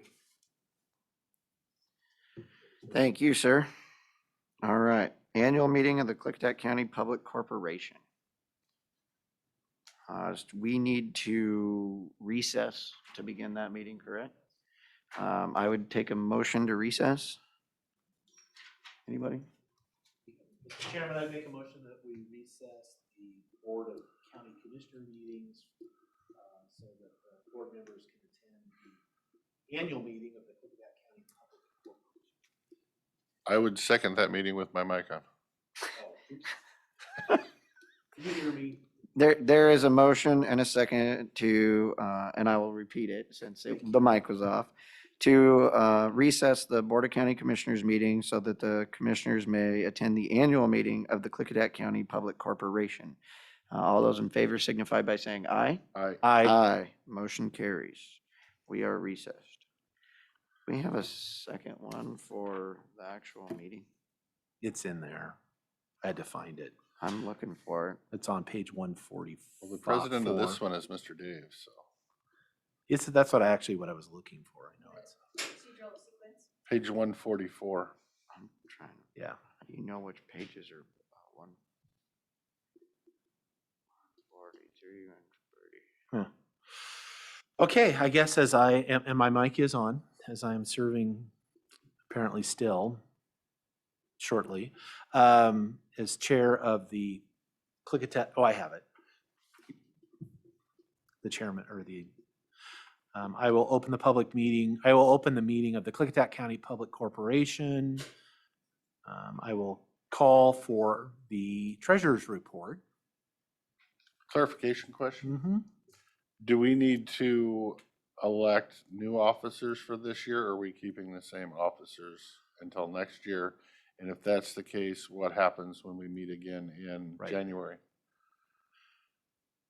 Good question. We elect officers annually for this, and I'm trying to think of when did we? Generally, you elect officers after an election. Okay, okay. At the end of As long as we're not gonna throw a wrench into anything Right. next January. when, after the November election, whoever's elected, the board will consider a resolution to appoint that person elect to the board. Got it. And then when the board meets, the first meeting in 2023. We'll have elect that person, officers. Ratified, Right. and then you will go ahead and then do Okay. the Okay. vice chair Okay. will officiate. Okay. Right. Thank you. Ready for a treasurer report when you are, sir. Yes. Okay, so the beginning balance in the fund was $121,076.14. In 2021, there was no deposits or withdrawals. We earned interest in the amount of $36.13 for a total ending balance On 12/31 of 21, the balance was $121,112.27. It is that same balance at the beginning of 2022, which is $121,112.27. So far this year, we've earned $1.03 in interest. The balance to date, or ending date as of January 31, 2022, is $121,113.30. That is your treasurer's report. Thank you, Mr. Treasurer. At this point, I would be, is there a discussion on the treasurer's report? If there is not, I would entertain a motion to accept the treasurer's report. I would move to accept the treasurer's report as presented. I would second that. Okay, I have a motion and a second to accept the treasurer's report as presented. Any further discussion other than those stellar interest earnings? Yeah. All those in favor, say aye. Aye. Aye. Motion passes. It is surprising, 121,000 you can have in the bank all year and you made $35. Yeah. Ooh, what to do with it all? Any other business to come before the Klickitat County Public Corporation? No, sir. If there is none, there being no further business, I would entertain a motion to adjourn the annual meeting of the Klickitat Public Corporation. So moved. I will second the motion. Okay, I have a motion and a second to adjourn the regular meeting. Any discussion on that? Hearing none, all those in favor say aye. Aye. Aye. Motion passes. We are adjourned. All right. I will reconvene the meeting of the Klickitat County Board of County Commissioners, and we will move on to new business. Central Eastern Conservation District Manager Lauren Megger for a funding request for purchasing software for stream monitoring data management. Come on board.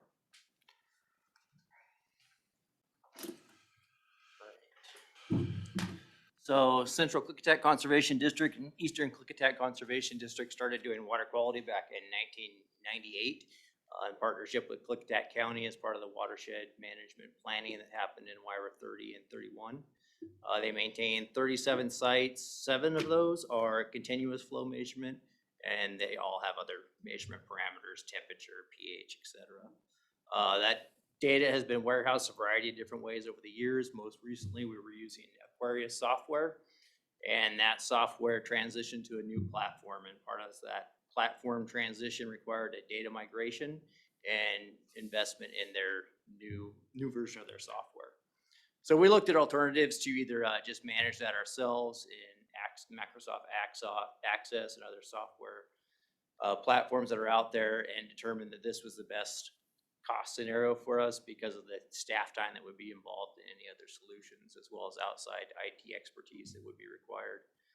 So the cost to the conservation district was about $30,000, and then we recently had another piece of equipment that failed and was no longer supported by that manufacturer for field equipment. So our total investment in the program is looking at to be about $40,000 in field equipment and software to maintain the database that we have, be able to look back at the historic data, provide analyses, and also enter new data that is collected out from the field. Is that the $38,150 number we have on our That's list? yes. Okay, Yeah. thank you.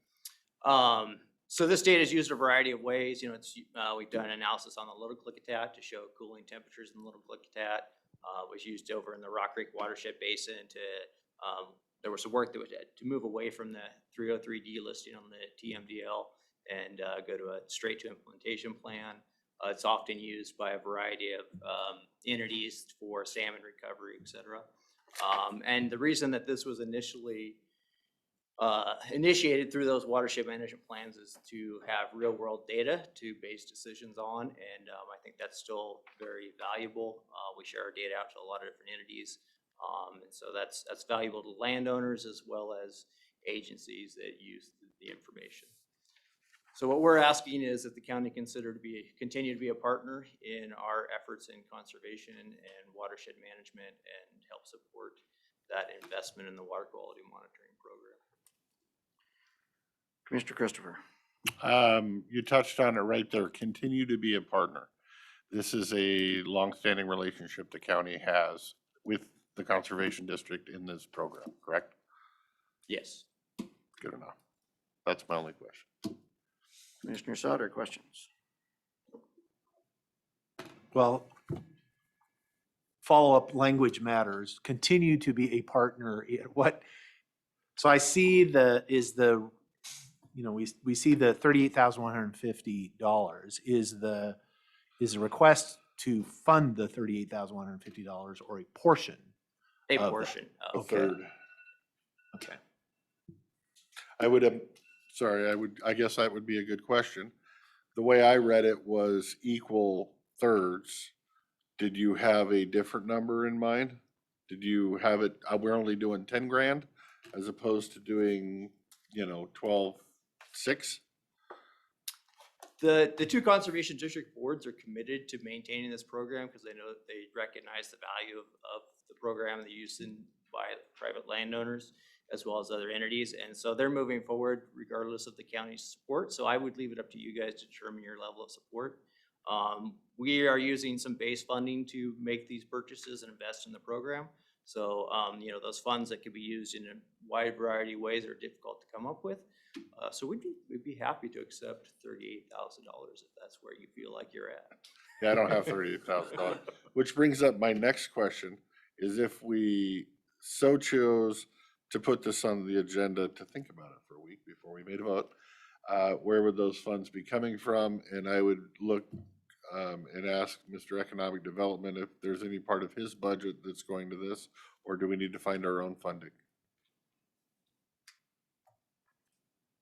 Sorry, I probably should have left that for you, but that was a question I had. I know nothing about this.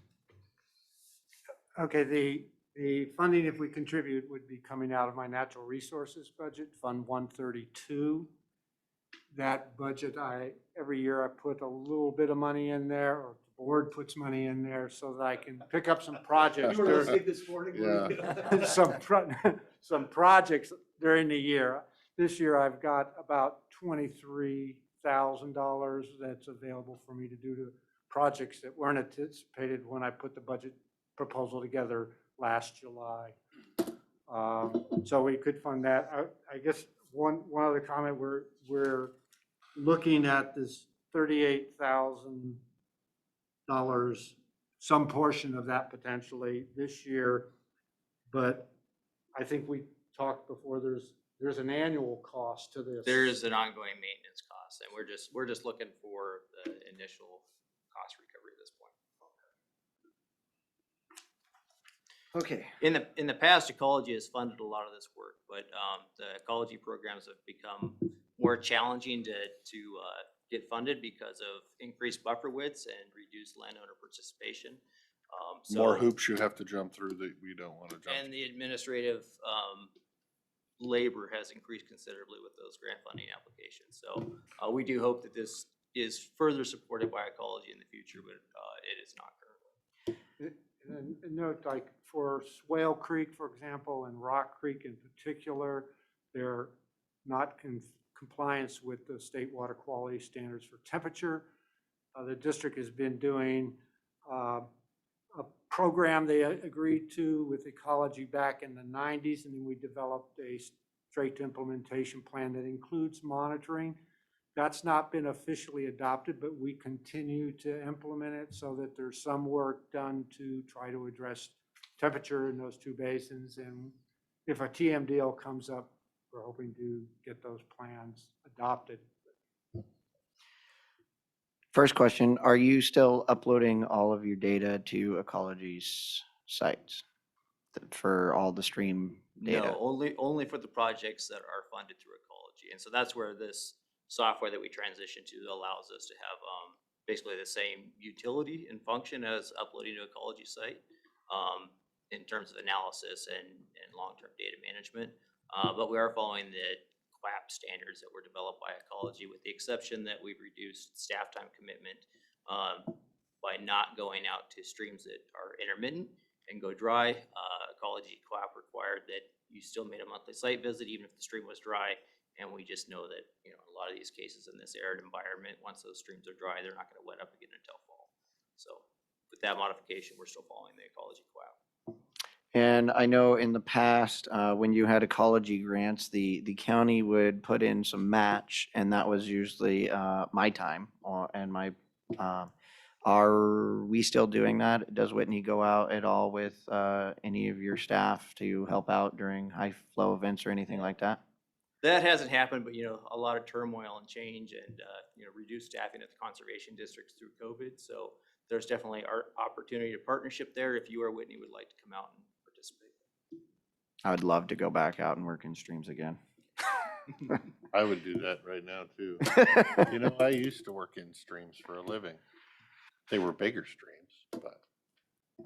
I mean, I don't have any questions other than that.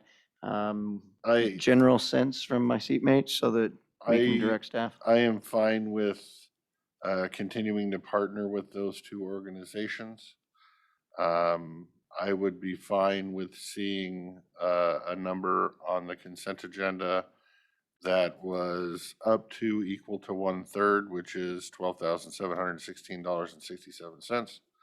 Any number under that, I would welcome on the agenda. Yeah, I can support that. I can support that. That was my comment about being partners. Sometimes we have other organizations sometimes partner, our partnership is more than other people's partnership. Our partnership is the wallet. And not a Yeah, voice. that's sometimes our job is to write a check, and that's not, and I appreciate that that's not the case here. Now this I think is, we use the data ourselves. So as we use the data ourselves, I think we should be pitching in for what we use of the data ourselves. So this is not, to me, funding an outside source for their project. It's paying our fair share for the part that we use of their project. That's the way I'm looking at it anyway. And I will say, I know you're having some staffing changes coming up. It looks like you're buying a new flow meter. It would be good, and if director and staff would be willing to, when you're training the new person, to also, if we could send Whitney, so that if you have staff turnover in the future, at least you'd have someone else out there who can help train the new staff who would be available. That is part of our commitment to being a partner, because these dollars are our dollars as well. And COVID changed everything, but we're going to be unmasked here in 4 days, so I think it's a good time. And I know Whitney's busy, but you'll enjoy it more than anything else, trust me. Yeah, absolutely. The new equipment, the new software is actually streamlined it quite a bit, so it reduces staff time, a lot easier to train. And I do have a conservation planner who's getting trained in the next few weeks before someone else leaves to carry that work in the interim between hiring someone new. So Whitney, if you have any time in the next few weeks, just get a hold of Angel and you're welcome to Jump in and get your feet wet, so to say. Actually, we're looking at dry and Butler Creek. Any questions, thoughts from staff? No, I appreciate you allowing me to partner with this. So, and Whitney getting trained is good. All Just a right. warning about carrying batteries. Go forth and do good work. Thank you all. Thanks, gentlemen. So Thanks, we'll work guys. on an agreement sometime. Hopefully you have something. All right. Template for just change things. For temperature? After the ice age was over. Well, maybe 100 years ago. They say it used to run full 100 years ago, but that was also pretty close to an ice age. Yeah, I was gonna say, I think you had a few more glaciers up there and a few more trees on the stream banks. All right. Elected official report. Is the prosecuting attorney available? Or is he currently sitting in Superior Court?